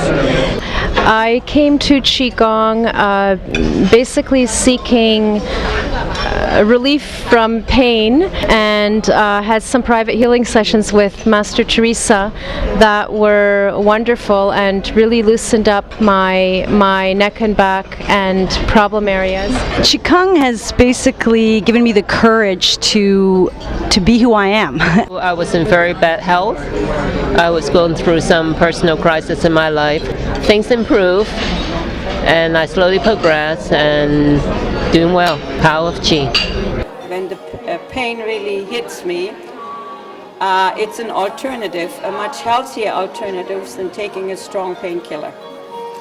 These days, when I'm at work, and sometimes I feel exhausted, and then I just take 10-15 minutes, calm down, and do some Qigong exercise. And I think the best way is just to have Qigong become part of your life. I've already noticed an improvement in my concentration and focus in my own personal meditation. You know, it's very interesting, the people when approaching to me in the office, they're telling me, man, what's going on with you? You're totally different. You're relaxed, you're smiling. We are actually dating. Every Thursday is our date for Qigong. I can't say enough about the Qigong and what it's done for my life, and in many, many ways, and continues to. I practice every day. One of the examples of how Qigong has miraculously made a difference is several years ago I had a lump in my cheek, which after Qigong treatments has disappeared completely. I met Master Teresa a few years ago and been seeing her ever since. From a physical perspective, she's helped me tremendously. I was taking on a lot of my patients' symptoms, so she helped me with grounding. I'm so much more grounded when I work with patients now than I was before. I broke my finger last year, and it's been just terrible, hot and red and swollen. I wish you had taken a picture yesterday, because the swelling has gone down quite a bit. There's no pain whatsoever. I mean, I can really, squeeze this thing. There's absolutely no pain. So, I mean, I'm sold. It was deep sleep. I didn't wake up. I was dreaming, vividly, and I felt so good. I didn't take as much coffee to wake me up this morning. My left knee was really bothering me for the past week.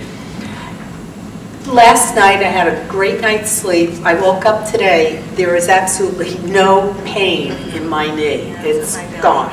And I had this amazing heat moving through my body, and it concentrated on my head, and it was so intense that it kind of startled me a little bit. I know it wasn't a hot flash, and I still have those already.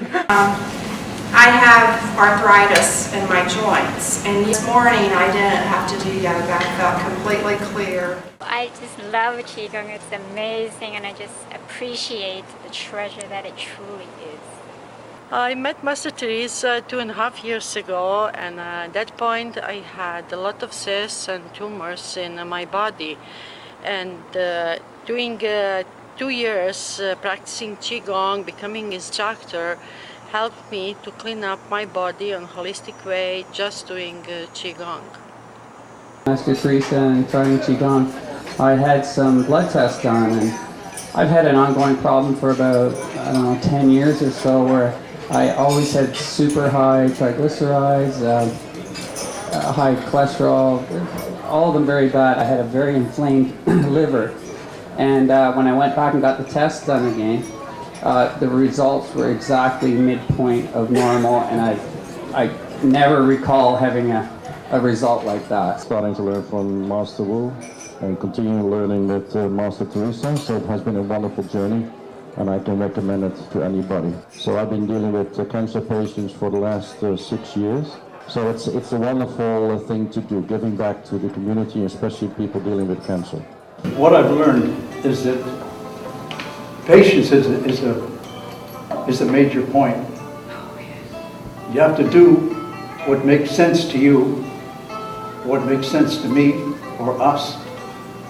And we have to have patience to let it happen. And it's happening.